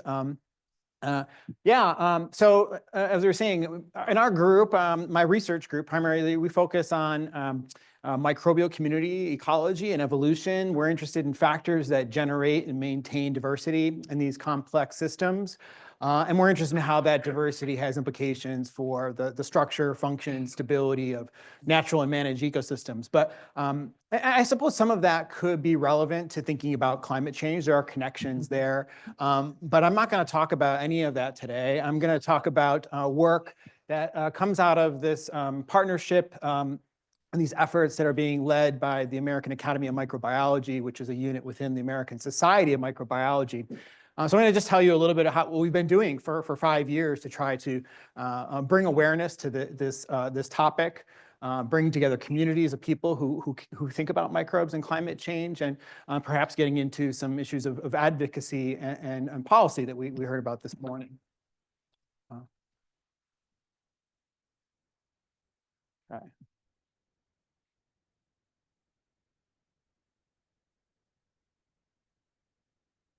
I wonder, the advancer didn't work either, but now the keyboard's not really. Okay, we'll see how this goes. Yeah, so we haven't explicitly talked about what's responsible, but I think everyone knows some of the core reasons and basis for climate change. Human populations for a better part of 200 years during the Industrial Revolution have been extracting fossil fuels and combusting that to power our economies, and that's resulting in exponential increases in carbon dioxide in the atmosphere. That and other types of greenhouse gases, including nitrous oxide and methane, absorb heat in our atmosphere, and that's leading to a bunch of related problems, including the increases in temperature, but also alterations in precipitation cycles, which can promote drought, which in turn can affect probability of forest fires in certain parts of the world, and also flash flooding. Now, some of us, maybe not in this room, may be skeptical of some of the causality of those relationships. But what I find interesting is when I talk to my neighbor, who's an economics professor, is that State Farm Insurance and other places are now starting to divest in supporting people who are building homes and businesses in places like California and Florida, but also in Louisiana and Colorado and Oregon. And those are kind of real harbingers of something's going on, because their statistical models and assurance for what's going on in the world and uncertainty seems to be preventing them from making money and investing in ways we've done business in the past. So this is a crisis that we need to confront one way or another. And biology is involved in that. So there are many organisms that we rely on for ecosystem services and sustainability of life on our planet that can be affected by all of these environmental factors. But there are other groups of organisms also that can be contributing in certain ways to climate change. They might be able to ameliorate or exacerbate some of the effects of increasing temperatures and altered precipitation. And I would make the argument that microbes are candidate groups of taxa that we need to be thinking a lot about, in part because of their just pure abundance at a global scale. So when we're thinking about micro to macro scale, these are great examples. There are estimated to be 10 to the power 30 microbial cells on the planet. If you were to add all of the biomass that's contained in that cellular pool into a single number, globally, it's about 17% of all the biomass on the planet. That biomass pool is turning over really rapidly. In oceans, that number is probably closely approaching 95% of all the biomass in that particular ecosystem. And some of the work that we've been working on for the past decade is trying to get a handle on how diverse microbial communities are at the global scale. So there's a lot of high throughput sequencing data that's become available. We are interested in whether or not patterns of biodiversity for microbial life it matches or obeys the same rules of diversity that we see in plant and animal communities. And we've built these scaling relationships along with biodiversity theory that's allowed us to put some upper numbers or constraints on how much diversity there is on the globe. And our estimates suggest that it may be upwards of 1 trillion microbial taxa on the planet. For those of you who don't keep tabs on inventories of biodiversity on Earth, that's about 8 orders of magnitude more, 6 to 8 orders of magnitude more than what we think exists for plant and animal species. that's just not names necessarily. Within all of those trillion taxa, there's a diverse repertoire of genes and pathways that are really important for making sure our planet runs the way that it does. So it's regulating these biogeochemical cycles that matter. So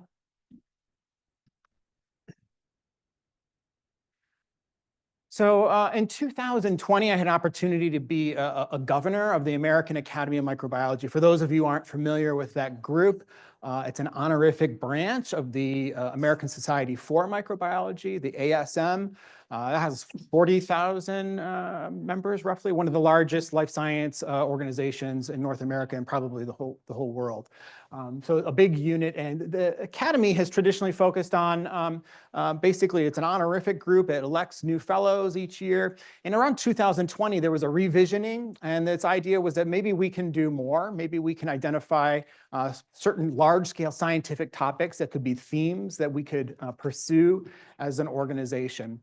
And so we were challenged with the idea of developing portfolios, and a portfolio would last for 5 years. There'd be a significant monetary contribution to kind of get this up and off the ground, along with people who work at the ASM to make things happen. So infrastructure. And so I had the opportunity to chair this group at the very beginning, and it had been something that I hadn't really, didn't have any experience with at that time. And so I've learned a lot, and I just kind of share a little bit of that journey.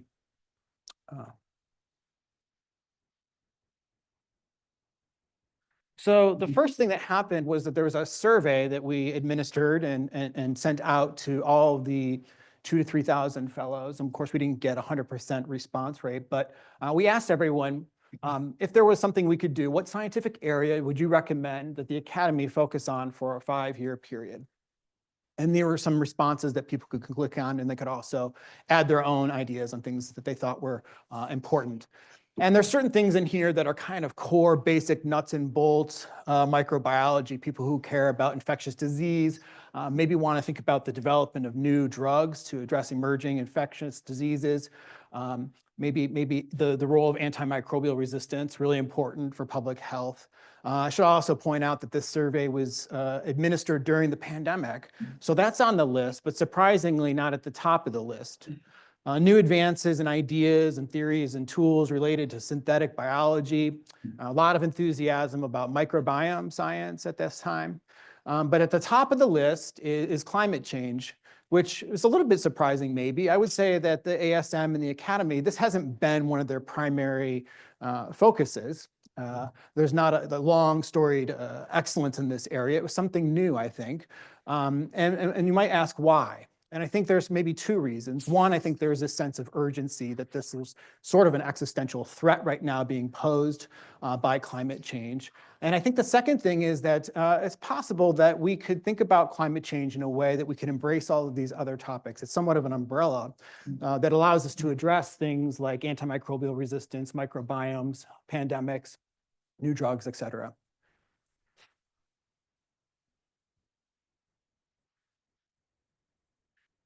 So the first thing that we needed to do is get organized, and we needed to be really specific and careful about defining what the goals of this 5-year effort were going to be.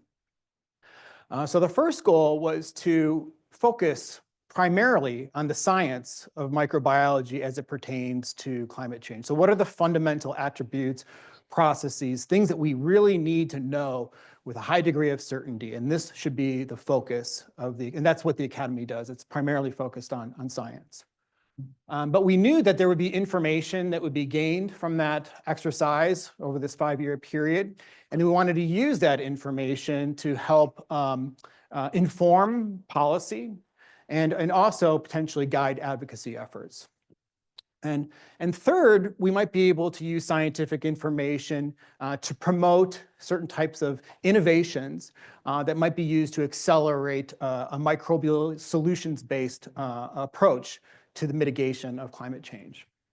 So these are the 3 things that have guided all of our efforts in the 4.5 out of 5 years that we're into right now in the portfolio.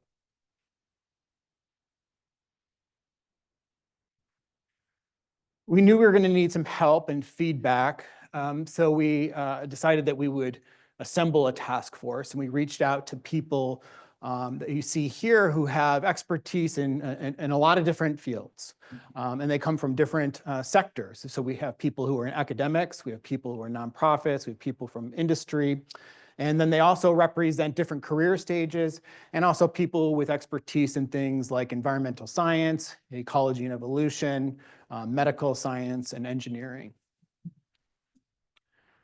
So we got this group of people together and we had to try to think about what were we going to focus on now? We have goals, but what are the things that we're going to focus on? And climate change is a really broad topic that we've learned in the last 2 days. And I would say that not every single aspect of climate change necessarily relates one-to-one to microbiology. And so we wanted to choose and focus certain themes or focus areas that we knew we could make the largest impact with.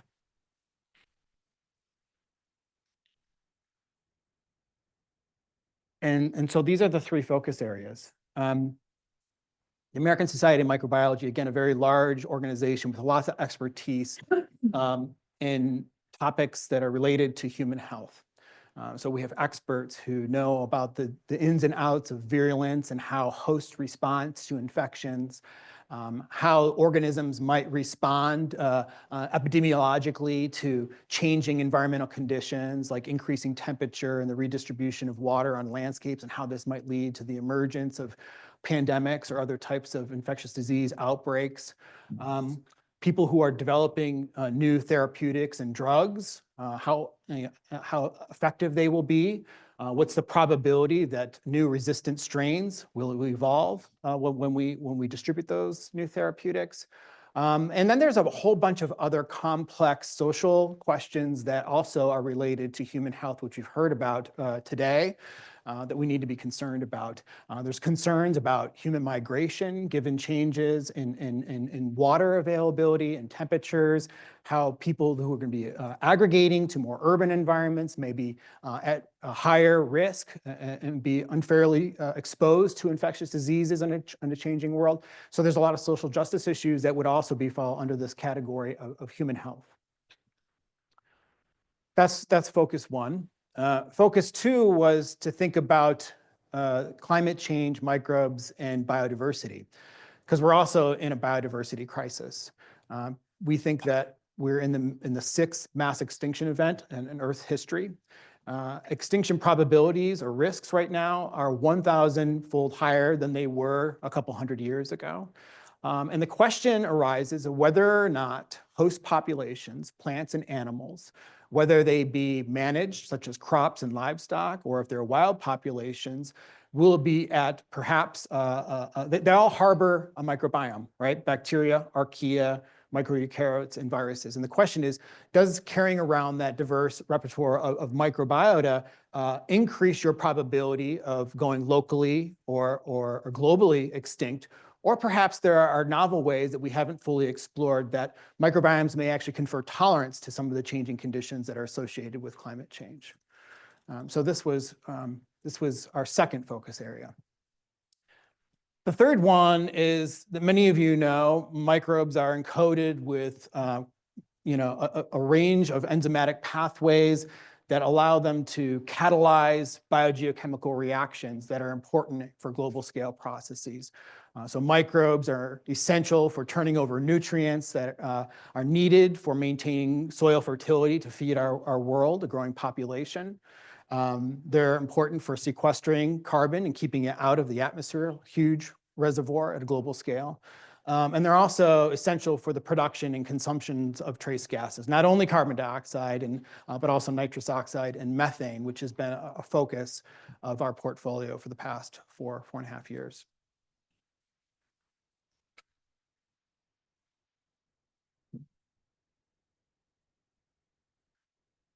So what have we been up to? I'm not going to go into a lot of detail on all of the activities, but I wanted to give you a sense of what's going on. I think there's some themes that have been running through the talks today and yesterday.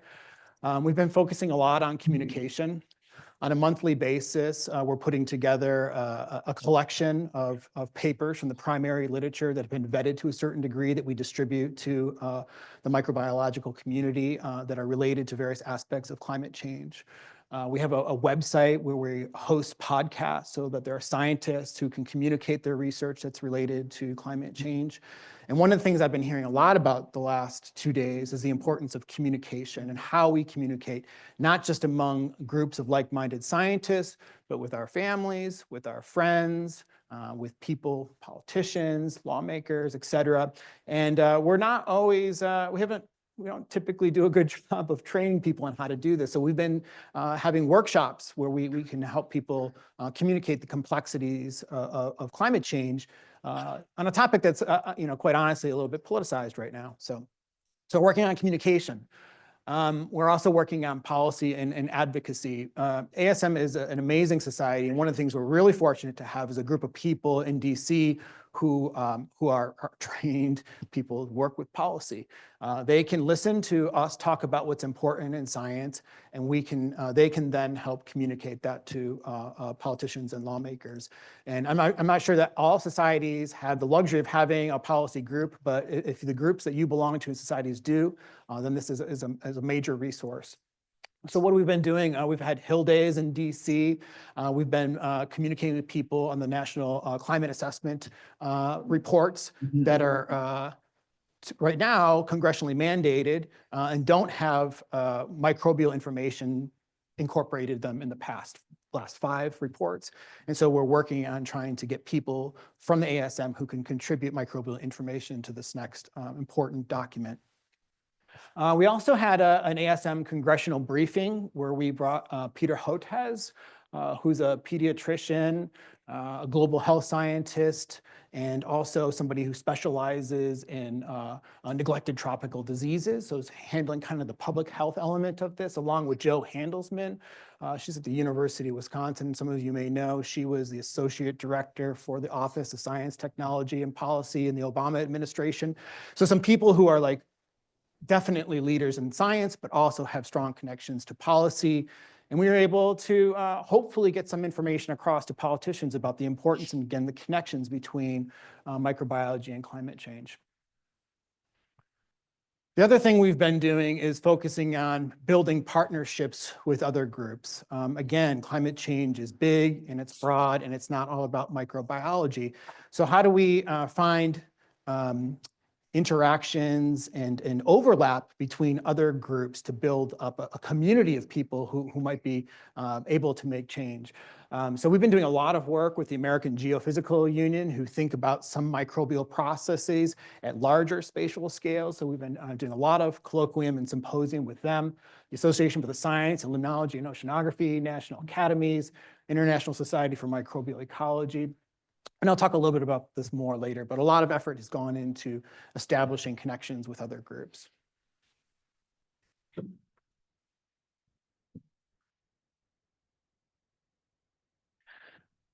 The other thing that the Academy has done, even prior to the creation of this portfolio model, is that they host colloquium, scientific colloquium.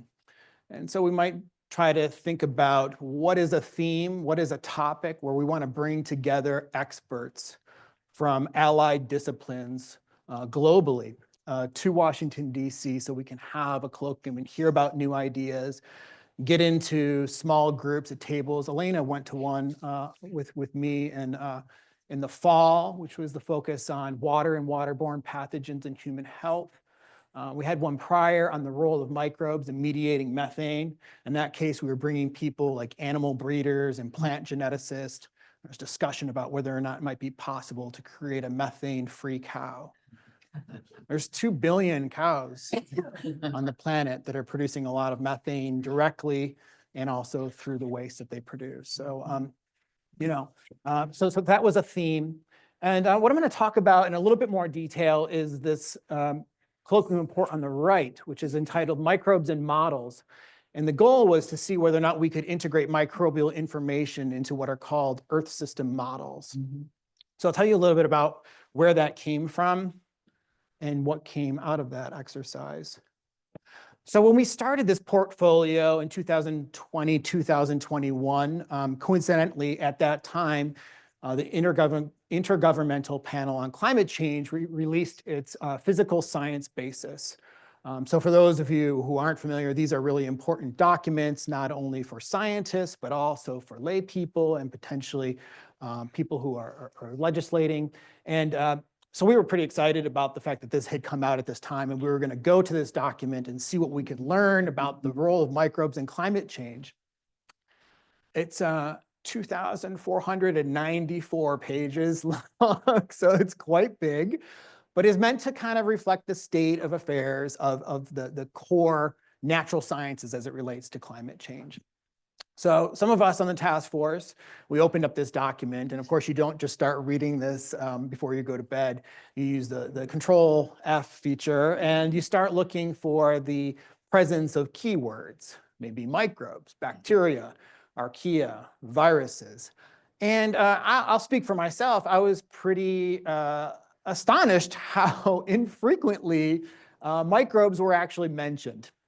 And when they were mentioned, it was sort of in passing, right? There was nothing, and so this bothered me a little bit, made me kind of reinforce that there was some need and that the Academy was doing something that might be important. And we also reached out to some of the authors of the IPCC report and asked them, and the person who was really great and entertaining us is Pierre Friedenstein, who's on the faculty at the University of Exeter in the UK. And, you know, didn't try to accuse him for like neglecting this important area of climate change. But he's like, well, listen, Jay, he's like, if you don't see enough of this reflected in this document, it's not because we didn't do our job. It's because this isn't being reflected in the literature. And I was like, well, that doesn't seem to resonate either, because I know there's a lot of work, a lot of microbial ecologists who are interested in trying to address, you know, effects of climate change. But then he said something very specific, as yes, Jay, but if it's not something that can be incorporated into what are called Earth system models, then it's not typically going to be something that we focus on in our reports. So I was like, okay, so let's talk about what Earth system models are and why they're important for climate change.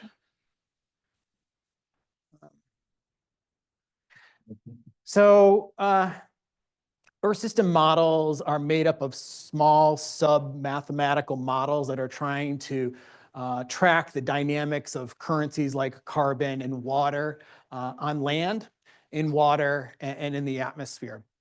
They've been around since like the 1960s. They've been becoming more complex over time. But they're first and foremost, their job, what they essentially need to do is kind of keep track and do a good job of the physics of our planet. So that means they need to capture thermodynamics. They need to capture mass transfer, convection, turbulence, and the albedo of our planet, and all the phase transitions of water. If your Earth system model doesn't do that, then it's not an Earth system model. Only at that point can you start to think about introducing biology. And in some cases, the inclusion of biology, for example, vegetation dynamics, did a really good job of being able to increase the accuracy of how we model processes that are occurring on a global scale. Yeah, and so once you capture those basic physics, you can retrospectively look at information from the past, and you can assess over years, decades, millennia, whether or not it does a good job. And if it does, then you might be in a position where you can make forecasts with these models or projections about what's going to happen under different environmental scenarios that could be natural processes or ones that are influenced by anthropogenic activities. Okay, so this is what an Earth system model is and how it operates.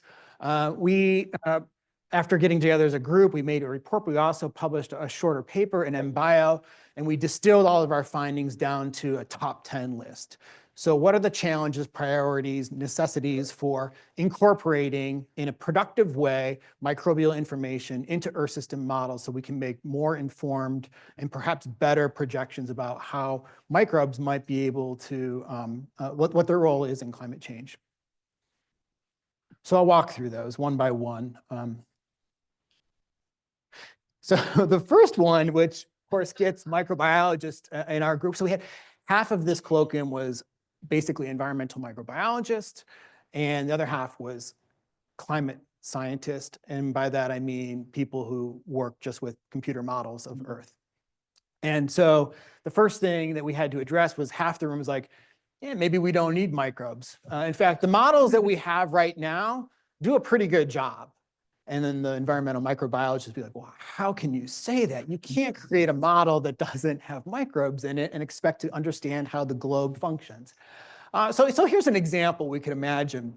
Rice paddy soils in Southeast Asia, right? I think I did some calculations, and the amount of land that we use as a human population in that particular part of the world for cultivating rice is something like 50 million hectares, which is equivalent to the surface area of Spain or the sum of New York State and California. So a large chunk of land, yet still actually small for modeling Earth system processes.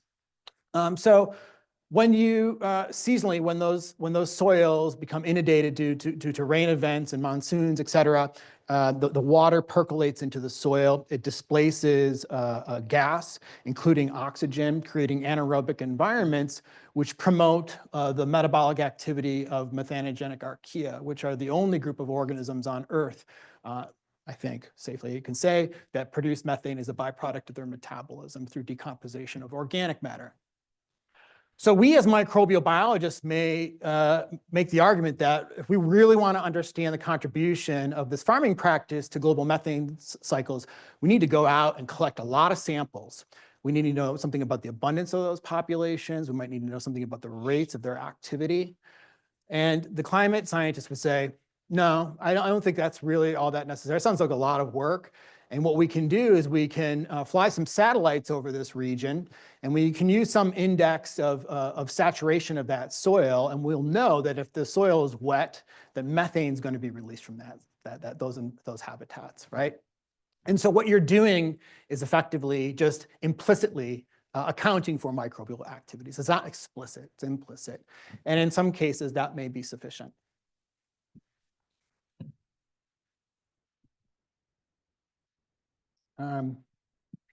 But again, this rubs biologists wrong because they're like, well, microbes are an essential component of all food webs on the entire planet, with the exception of maybe a few habitats in Antarctica where cells have not been recorded. But virtually every single ecosystem on the planet is one that's influenced by microbes and their activities.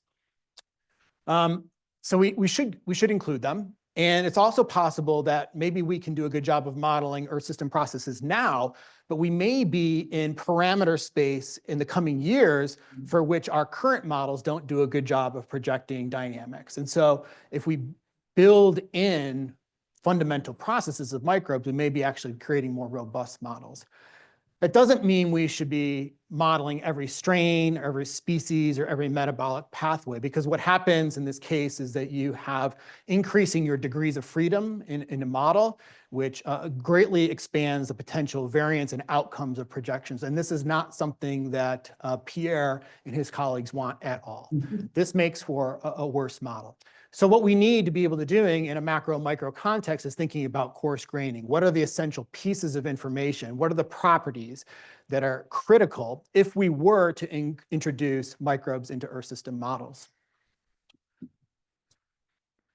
And so, yeah, so the idea was that we need to think about maybe identifying functional groups or functional traits of microbes. And so you might imagine that there's a population of cyanobacteria that has certain types of cells called heterocysts, which are specialized in their capacity for fixing atmospheric nitrogen.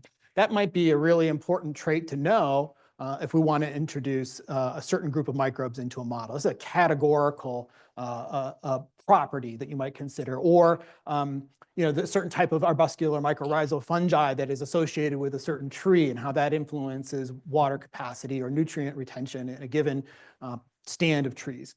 I can think about continuous traits as well, thinking about the way in which respiration changes as a function of temperature. And I suspect maybe we'll be hearing from our next speaker, Colin, about some of this, because he uses these types of approaches in his research.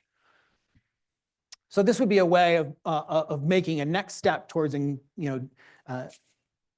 grappling with the complexity of microbes in ways that can be incorporated into existing models. We need to deal with the issues of scale explicitly. Typical microbe is about 1 micron squared. typical grid scale, the object or size at which are being modeled in Earth system models is about 100 kilometers squared. That's 20 orders of magnitude difference is in size. A lot of microbes in that space. So that's something we need to think about. And we also need to grapple with temporal scale. Some microbes can divide every 10 minutes, maybe not all of them, but a lot of them do. And there are other processes that are occurring on with atmospheric exchange and turnover of carbon dioxide pools that are occurring with residence times that are much, much longer. Fortunately, there are ways in which engineers, ecologists, and physicists have figured out hierarchical ways of kind of dealing with scale. This is a pretty fundamental issue. So I actually think that that this is something that actually could be overcome if the goal was to incorporate microbes into these larger scale models.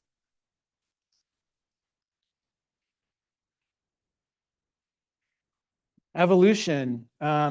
Microbes do things a little bit differently than plant and animal populations. And people have been very concerned in climate change research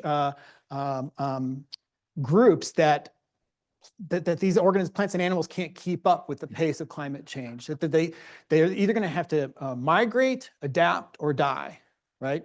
And there's been real fundamental questions about whether or not those populations have the capacity to change and keep up with the pace of climate change. Microbes may be a group of organisms that actually can do that. There's a lot of individuals, there's a lot of standing genetic variation. They reproduce quickly. And so there are a lot of new mutations that are entering populations. They also have the capacity to undergo lateral gene transfer among distantly related taxa. So there's potential here that microbes may actually have some demographic and life history features that would confer some stabilizing and adaptive capacity that might be different from other forms of life. And then we would need to then kind of represent that in a model, and that's a new challenge. So on the one hand, it's kind of exciting and it's interesting that there could be this natural resiliency built into microbial life, but how we represent it and model it is another issue altogether.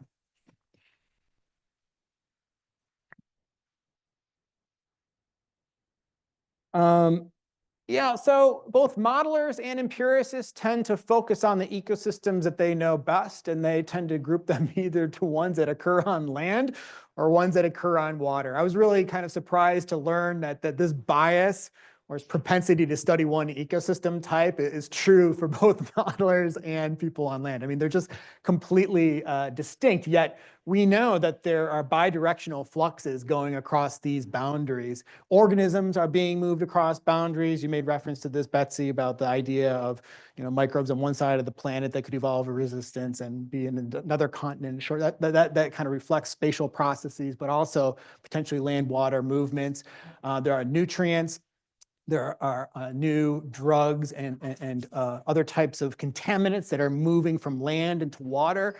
Simultaneously with the rise in sea level, we're seeing intrusion of salt water into coastal areas and plants which are not well adapted to deal with the salt stress. So there's a lot of material and energy that's flowing across these boundaries, and it's thought that these might be really important areas that are deserving of more attention.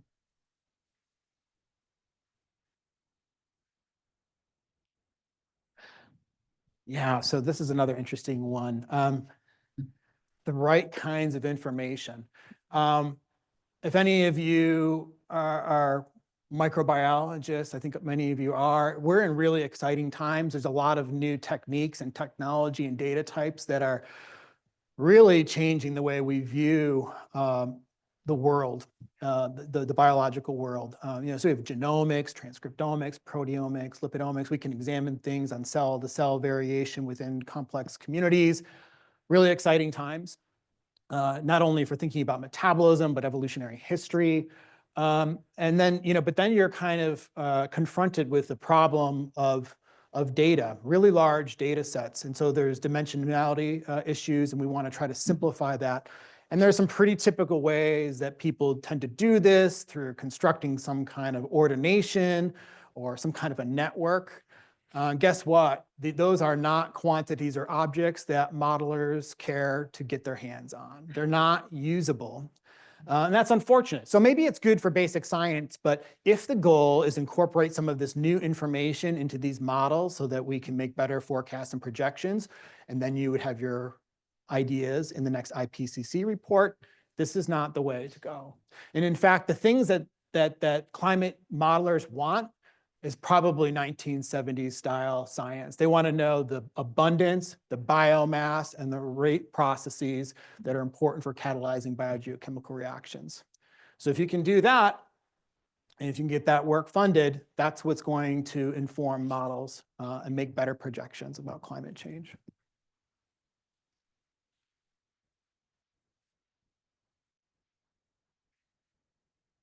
And that brings up another issue, which is data harmonization and the need for transdisciplinary science. We need to be able to develop ontologies where there are certain objects and concepts that have shared and understood meanings and units, because that's often a real problem in terms of trying to bring groups together to do transdisciplinary science.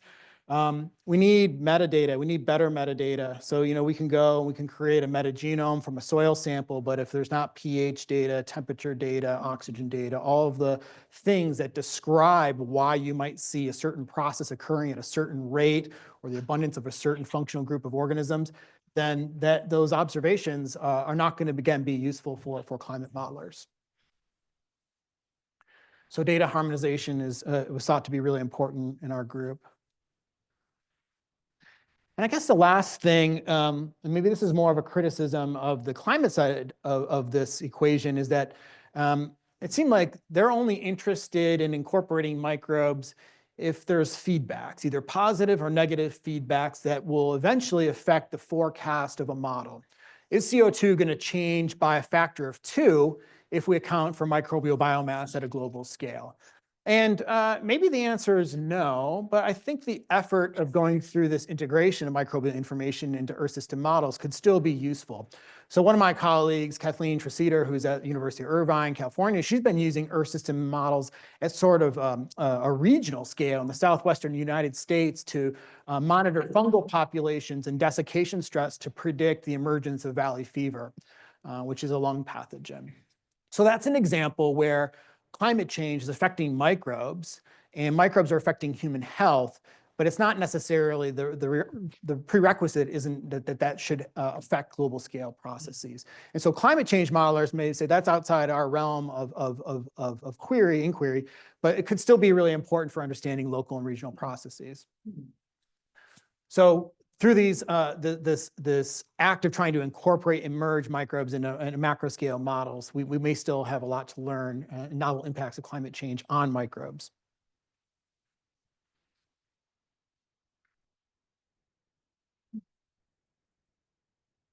So there's 3 focus areas you might remember, and the first one was human health. It actually took us a while to get around to this one. So a very important issue we've heard about today is the way in which changing temperatures and moisture and possibility of asthma and mold and allergies and other aspects of human health could be directly related to climate change. And we felt we needed to address this in our last final colloquium. And so I'm going to kind of just walk through where we're at currently with this. Somewhat recently, we built a new steering committee to address this, and there's people who are working, for example, in the CDC, people who are working in public health, ecology and evolution, and some aspects of mechanistic infectious disease, microbiology. And we're trying to currently build up a group of participants that will be able to enrich this group. And then we're going to have them come in. And what we've decided and what we've learned through this is that we need to have some kind of framework going into these consortia and these colloquium in order for them to be productive. We can't just have people flying in one day and start meetings off and hope that in 2 days we're going to be productive without giving them any heads up on what our goals are. And so I'd be curious to get feedback on how we're developing this framework. So again, we can think about climate change drivers, including temperature, water extreme events, land use change, where there can be deforestation, effects of nutrient runoff causing eutrophication and cyanobacterial blooms, which can cause toxins, and a whole range of potential climate change drivers we can consider in the context of human health. And then we have this second box here, which represents pathogen flow, and we're explicitly taking a comparative approach. And on the one hand, we could say that all of the disease-causing organisms that might arise from climate change are unique. They're unique pathogens, microbes. They could be viruses, they could be fungi, they could be protists, maybe bacteria. They belong to different groups with very different evolutionary histories and infection modes. And they're interacting with different types of hosts. Zoonotic diseases, we may be thinking about rodents, bats, birds, vector-borne diseases, where we have reservoirs represented by mosquitoes, ticks, and fleas, or there can be certain microbes that can be picked up from the environment directly and transmitted among humans. So this basically encompasses the whole full spectrum of infection biology. But I guess I'm wondering about whether or not we can still, instead of studying each disease on a case-by-case basis and understanding how temperature and moisture and those interactive effects influence every single disease, are there generalities or some higher order way of thinking about and reducing some of the complexity to come up with general principles of how we could be approaching the study of climate change and microbial biology in the context of disease? And we're trying to think about this also in the context of mitigation strategies, or these could also be viewed as cross-cutting themes, one of which is the basic science. Can we start exploring through the lens of transmission the importance of immunology, ecology and evolution, spillover, people who study dilution effects and due to diversity in populations, including individuals in this room, fundamental aspects of microbiology. So these would all fall in the category of basic science. There's also a public health box here where we might need to be thinking about revisiting our ways in which we do surveillance of pathogens in different environments, groundwater, surface water, soils, therapeutic strategies, and how we translate that into the clinic.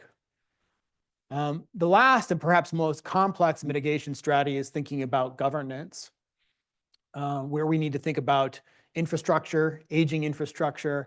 We heard about all of the pipes and sewage systems in Detroit and what happens in flooding. There was somebody I talked to today who was sandbagging their basement or something like that. So there's a lot of infrastructure issues, even in places like Michigan. What kind of policy can we develop that might help address some of those issues? And there's also the complexity of behavior. I went to a workshop this summer in Los Alamos National Lab and was talking with people there who they're largely in the business of developing weapons and making sure they're in safe hands.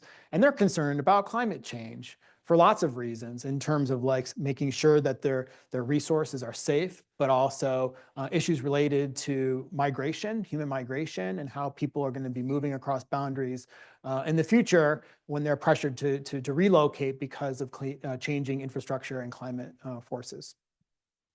So this is where we're at right now. It's still a bit premature, but we're thinking that we might be able to hand something like this or distribute this to our participants in a way that would guide decision and how to move forward in a short period of time in our colloquium in the fall.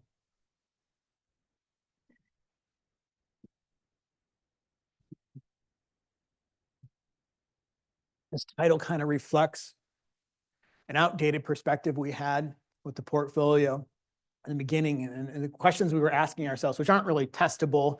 They're hard to, what's the right answer? Like, do microbes matter for climate change? Well, yeah, probably. It's not something we can rule out. So we've been kind of moving from this sort of general inquiry to one where we can focus on leveraging microbes in ways that we could potentially promote certain types of solutions or mitigations. And so how might we do that? And that's been something that we've been focusing on for the past year or so. And in the process of doing that, what we've determined, and I think this has become even more important in the current domestic political climate, is that we need to take a global initiative. When I talk to people in the policy group at ASM about what we can do in the next 4 years, it's not looking very bright. I'm not sure if that means there's not hope, but it certainly means that maybe strategically we need to operate in a different kind of way.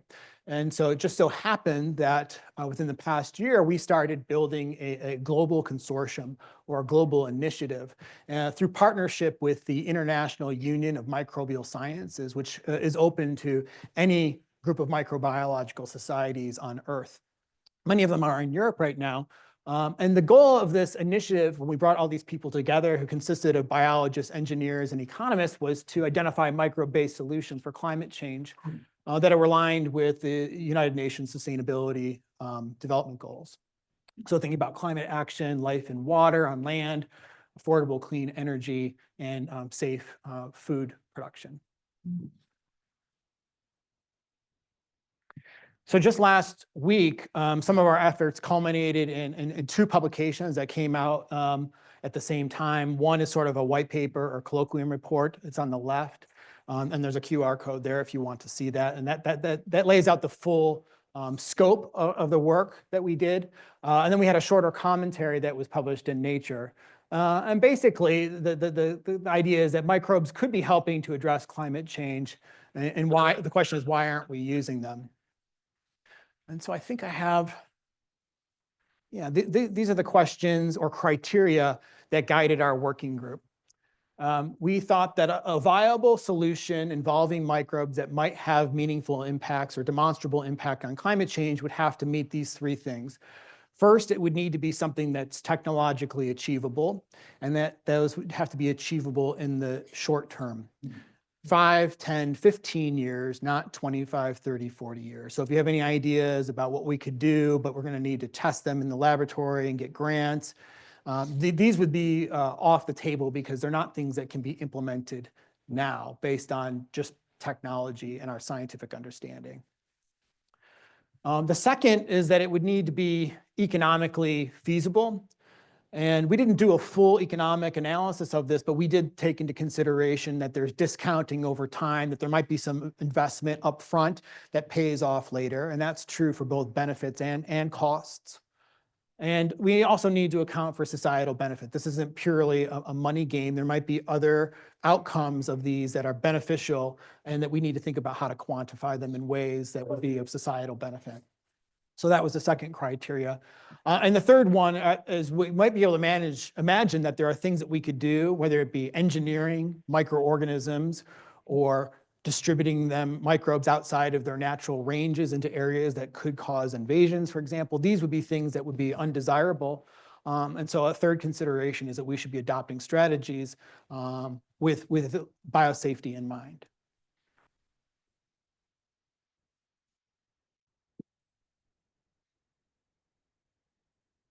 So there's others, but these are the three that we focused on. We think that these three sectors represent areas where microbiologists may be able to have impact, meaningful impact on climate change, contributions of carbon dioxide by weaning ourselves off of fossil fuels. And they would do so and be economically viable.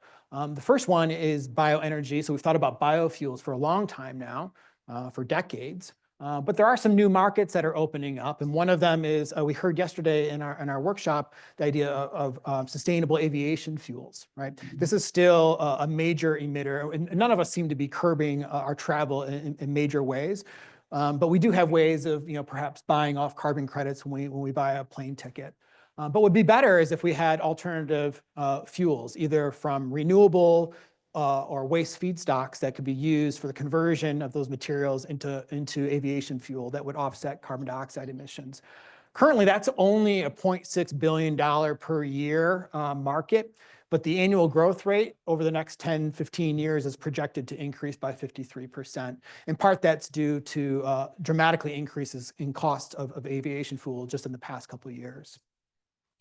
Biofertilizers are another way, and that's because agriculture, unfortunately, is a big contributor to greenhouse gas emissions. And currently, finding alternatives to industrial fertilizers is a $2.5 billion per year market. So being able to use not only rhizobium, which have the capacity for fixing nitrogen, but other plant growth promoting bacteria, other types of mycorrhizal fungi, consortia or probiotics are another way that that's gaining ground and is a strong market, which could be increasing by 12.2% per year for the next 10, 15 years. Methane mitigation is the final category. Very potent greenhouse gas, but also one that has a very short half-life in the atmosphere. And that's important because it means that if we focus on methane, we might actually be able to make big changes in a small amount of time. Right now, $3.8 billion per year market associated with biofilters in landfills. But one of our colleagues from University of Alberta, who's expert in limnology, has informed us that there are a lot of methane being produced from inland water bodies, streams, lakes, and reservoirs. And some of the large reservoirs in Canada, what they're currently doing is creating these islands near the dams that are absorbing and oxidizing methane before it is emitted to the atmosphere. So there may be new ways to build off that, and that is having an annual growth rate of 5.5% per year. So these are just three examples where not a full or formal or extensive economic analysis done, but we have these three criteria, and these all seem to be places where we could invest and make opportunities and progress by thinking about microbes and climate change.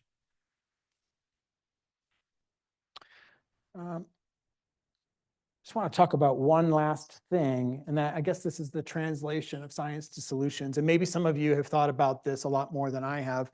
I've spent most of my career just being a scientist and focusing on the collection of data and communicating it in publications.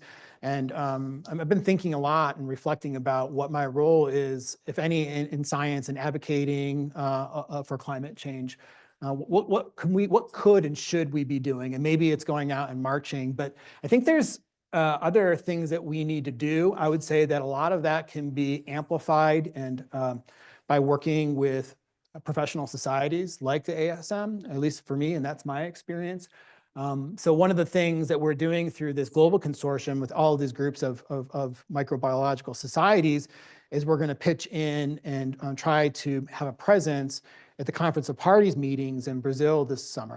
And there's some people who are a little bit skeptical of how the value of these meetings, but it is where a lot of policymakers are showing up, and it is an opportunity for us to be there and to communicate some ideas. So the idea is that we will have a one-page description of things that people could be considering to bring to policy either within the United States or globally. So we're hoping that we'll be present at COP this spring of next year, I think. Yeah. The other thing is the types of relationships that we build with private companies. And this is something I don't have a lot of experience with until fairly recently when I got an email from a colleague and said, hey, we should go to Las Vegas. There's this new group of people coming together, and it's a company called Oath. And they said, oh yeah, by the way, we're going to be able to get tickets to go see U2. And the guitarist for the band showed up to our workshop and was interested in using probiotics to address issues related to climate change and soils and crop production in various parts of the world. You may have heard of this idea of there's dead soil. So due to agricultural activities, intensive activities, much of the soil, a growing proportion of soil in the world doesn't have a sustainable amount of organic carbon that's accumulated or microbes that allow for anything, let alone offsetting of greenhouse gas production. And so what Oath has done is, which is a public benefit company, which means that like part of their income revenue that's generated has to go towards issues related to environment or social issues, wants to and has connections to create a clinical trial in the country of Rwanda with 1 million farms. Or you could imagine, how would you design this experiment best to get the most information out of this? So the money, the resources are there to advance this. And the question is, what do scientists bring to this game? What can they bring to the table? And I think there's being able to, our reputations is part of it, being able to buy in and evaluate what people are doing, to advise them and what types of measurements should be made so that the results from these types of experiments, if they were to be conducted, would be valuable. and believed. And if so, then maybe we actually can do some good with these types of projects and people who have power behind it. So I haven't fully explored this. I think it taps into some issues for me about like wanting to maintain my credibility. I think as scientists, that's probably one of the things that we're most concerned about, right? When you ask a question, raise your hand. I can't remember how you articulate it, but it was like, do you think we should be getting into advocacy or should we just be staying in our lane? I think it's because the currency we have as scientists is our credibility. And once we lose that, then we have no job, right? We're not of value. So anyways, we need to wrestle with those issues, but I think there are ways that we can be partnering with certain groups, perhaps to do some good. So with that, I just want to thank two people. There's a lot of individuals who've been involved in this portfolio effort after 5 years, but the people who I've interacted with the most, who've been really invaluable for me, and as a learning process, are Win-Win. He's the director of the American Academy of Microbiology, and Rachel Burkhart, who's a program officer. She actually lives here in Michigan. And so we've been able to work together as a team to kind of launch this and get things going. And it's just been a really great experience for me personally. And hopefully it's doing some good as well. So with that, thanks for listening and look forward to discussion.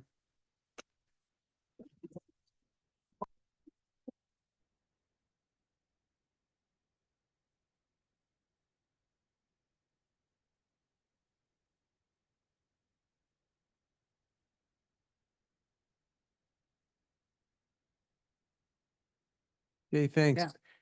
A whole new topic that you didn't touch on. How are we doing at getting bugs that can eat plastics and clean up the plastic mess in the world? Seriously. You can't reply. Nice blazer.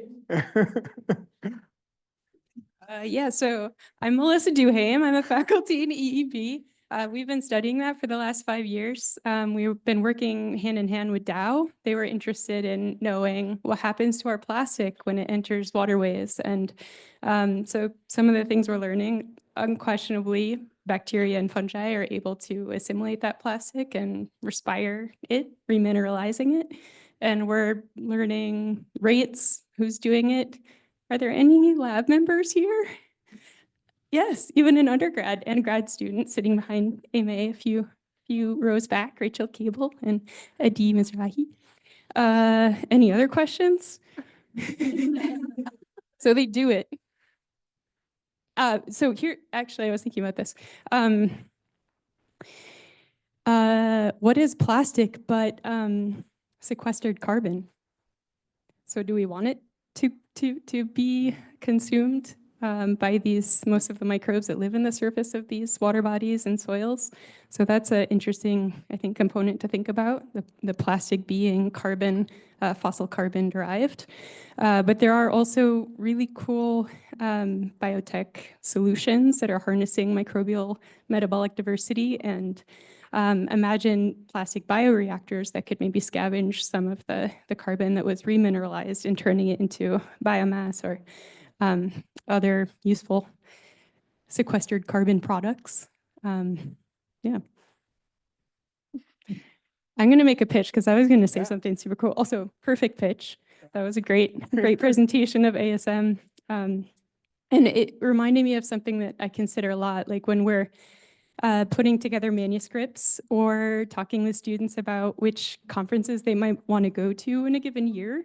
ASM is always at the tip top of all of those conversations and considerations. And I think it's one of the reason I put that in that elevate the society to that level is knowing that ASM gives us a place at some of these, like advocating for us in DC, exploring ideas like being present at COP28. Like that's a really phenomenal component of what ASM does.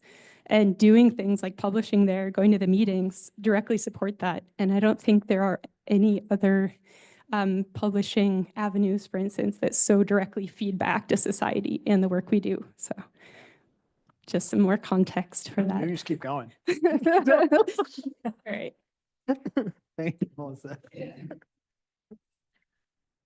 Hi, Jay, thank you so much. Really great presentation. So I have two questions, and the first one is half-baked at best, so I apologize for that. And I'm gonna make another disclosure that I have no clue how those global models work, but I do have a question about them. So you and the society argue to include the microbes in the global models. But then you made a point that the modelers actually claim that there are so many variables to include which don't actually help the model, which makes sense because of all the complexity and so on. And so I'm wondering whether, because of the stochasticity and so much context dependency going on, especially in the micro scale, is including microbes in a global model the way to go, or perhaps it would be way more efficient to get the global models regarding the temperature changes and the climate change, like all the physical changes, and project local wise or local wide mechanisms driving the contribution of microbes in terms of them being response variable and explanatory factor to what's happening at a local scale, if that makes sense. Yeah, I think, I mean, I'll just rewind a little bit to this idea of like wanting to include microbial information. I think there may be some people who think that they should be there for various reasons. I think a lot of the microbiologists who were there were not necessarily, some were dabbled in modeling, but a lot of them didn't. And I think the big divide was a lack of appreciation or understanding of what these models do, why they're important, and why would the climate change modeler say that's not really going to be useful? Sometimes they know immediately that this is not going to be a useful endeavor. They're big models. They take a lot of energy and computational time to run. And so I think Tom was really interested at one point, I'm not sure if you still are, in this idea of bacterial growth efficiency. So a cell takes up a unit of carbon, and some fraction of that is going to be turned into biomass, and some fraction of that's going to be respired. An example, in a model that might have microbes, they would probably view that as a constant. When we know that when there's changing temperatures, the allocation of energy into biomass and respiration is going to change. And so Will Weider, who's at University of Colorado, did exactly that, where he included some of that information into the model. It made the models behave in ways that made more sense biologically, and also altered the outcomes in ways that were more accurate for outcomes of thinking about respiration in soil. So there's one example where you can take I wouldn't say it's a simple process, but conceptually it makes sense that you might want to include that feature. And that's not a major overhaul of existing frameworks or models. Another question, if I may, a real quick one, hopefully. So as a lake studying person, I see that the more the higher trophy of the lakes, the more reeds you get around. So the emerged vegetation around the lake that captures nutrients, including carbon. And that will be a great source of biomass if it was harvested, but it's not being harvested. And therefore, in the fall, all the biomass ends up in the lake, processed by the bacteria, and then you get the methane emission from the freshwater systems. And so I'm wondering if that's something that's being identified on a broader scale. Yeah. I'm not sure, but yeah, I know what you're talking about. Yeah. I have a couple questions from the chat. Okay. If that's okay if I Yeah. jump in here. So Erica Gardner asked, how much do we need to understand individual microbes rather than just looking at overall thermodynamics? I also have a second one, but I'll ask after you answer this. Yeah, so this is this question, like, to what degree can we coarse grain microbial information? And I think, if this question is being asked in the context of models, I think the idea of, studying individual populations or strains, although that might be important in certain contexts, like emerging infectious diseases, obviously this is essential for strain to strain variation is where it's at, right? But if you're trying to scale up to what's going on, for example, of, at a 1 grid size parcel of the globe, then perhaps we need to think about what the essential information is for that scale of question. And yeah, so my answer would be is that we need to be thinking about coarse graining complexity of microbes to scale up to the globe. All right. And my last question from the chat is, are there some clear cases clear cases studies where omics approaches have directly informed land management practices to reduce greenhouse gas emissions, or the 1970s data you mentioned, like biomass abundance, respiration rates, always sufficient? Yeah, no, so one person who I can think of who's doing a really good job of this is Joe Zhao at the University of Oklahoma, where he's been developing metagenomic tools for, good, at least the last decade or two. He's also a quantitative microbial ecologist who's using shotgun metagenomic data in really creative and unique ways to improve, at least at regional scales, what's going on with the functioning of microbial communities due to climate change drivers. So I don't want to say that we should kind of roll back our methodology, 50 years, but I do think that we do need to reflect on, if we're going to use some of that new information, we need to be deliberate in how we think it's going to be potentially used, if that's our goal. If that's not our goal, it's fine. You should go and collect information and use it as you wish to address your hypotheses and questions. But if the goal is to inform climate change researchers and models and policy, then we should just be taking a moment to reflect on what we're measuring, what the units are, and how that information is going to be integrated and used by others. Yeah.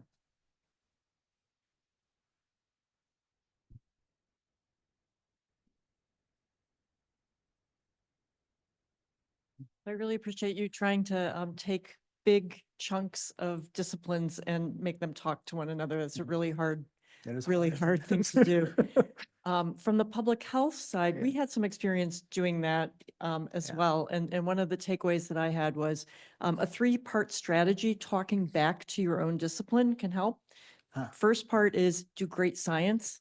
So it allows people who don't want to do climate change, but they want to do great science to understand that they're still connected to this, because you have to do that as a foundation. Second is the people who are going to offer your discipline up to this new climate world, or to the modelers or whatever.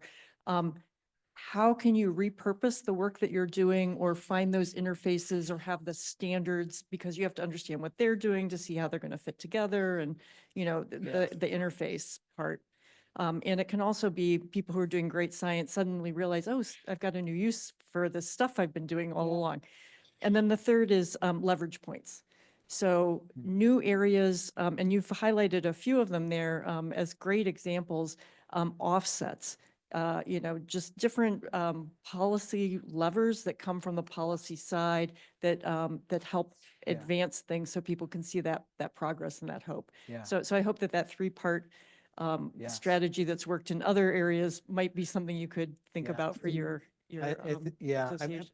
That's really great. I suspect there probably are examples where other people have tried to work across disciplines, and we want to recreate that. But if there's good examples, that sounds, maybe I can get some information from you about that later. Thank you.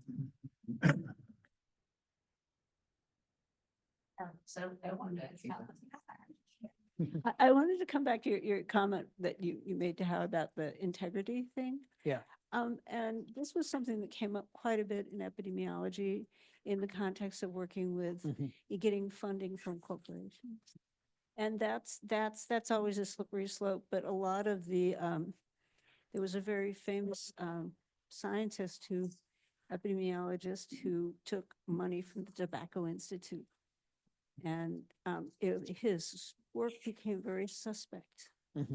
And I think we become, we try to be objective, but the reality is that we are human beings and we get influenced by things, whether consciously or subconsciously. Yeah. And I've always felt, so taking money from industry is a very fraught thing, though we get pushed more and more to do that, right?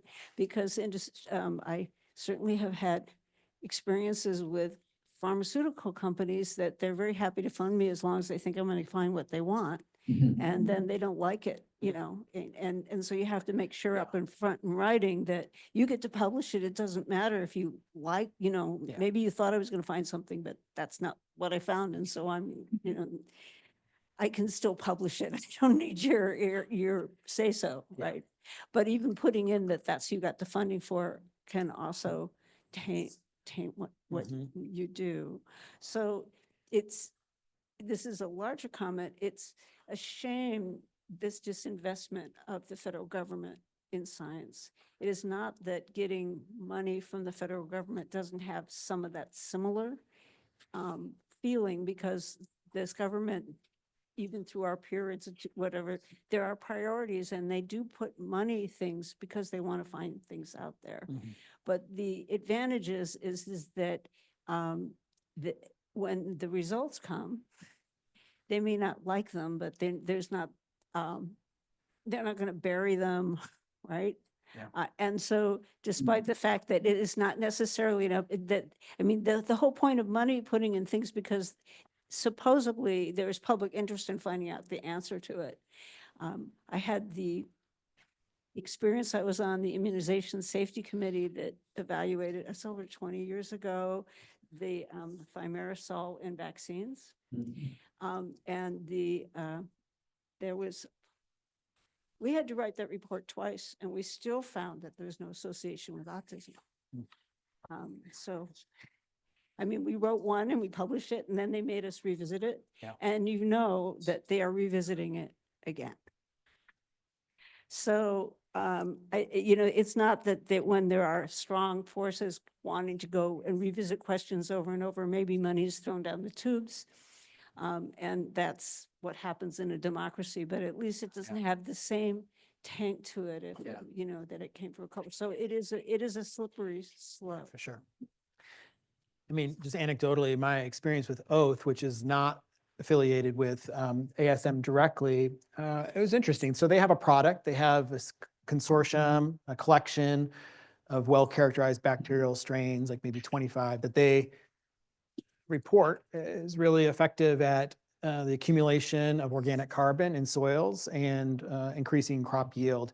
And so when they've asked about collaboration, it's usually been like, well, let's target this USDA or NSF program where there's partnerships with companies. So automatically now you're into a possibility or an opportunity that you wouldn't have otherwise unless you're partnering with a group. And what they've offered to us is support. Like, here's our product, you can use this, you can have access to our information if there's a non-disclosure act. And then, we can help you with the development of this proposal.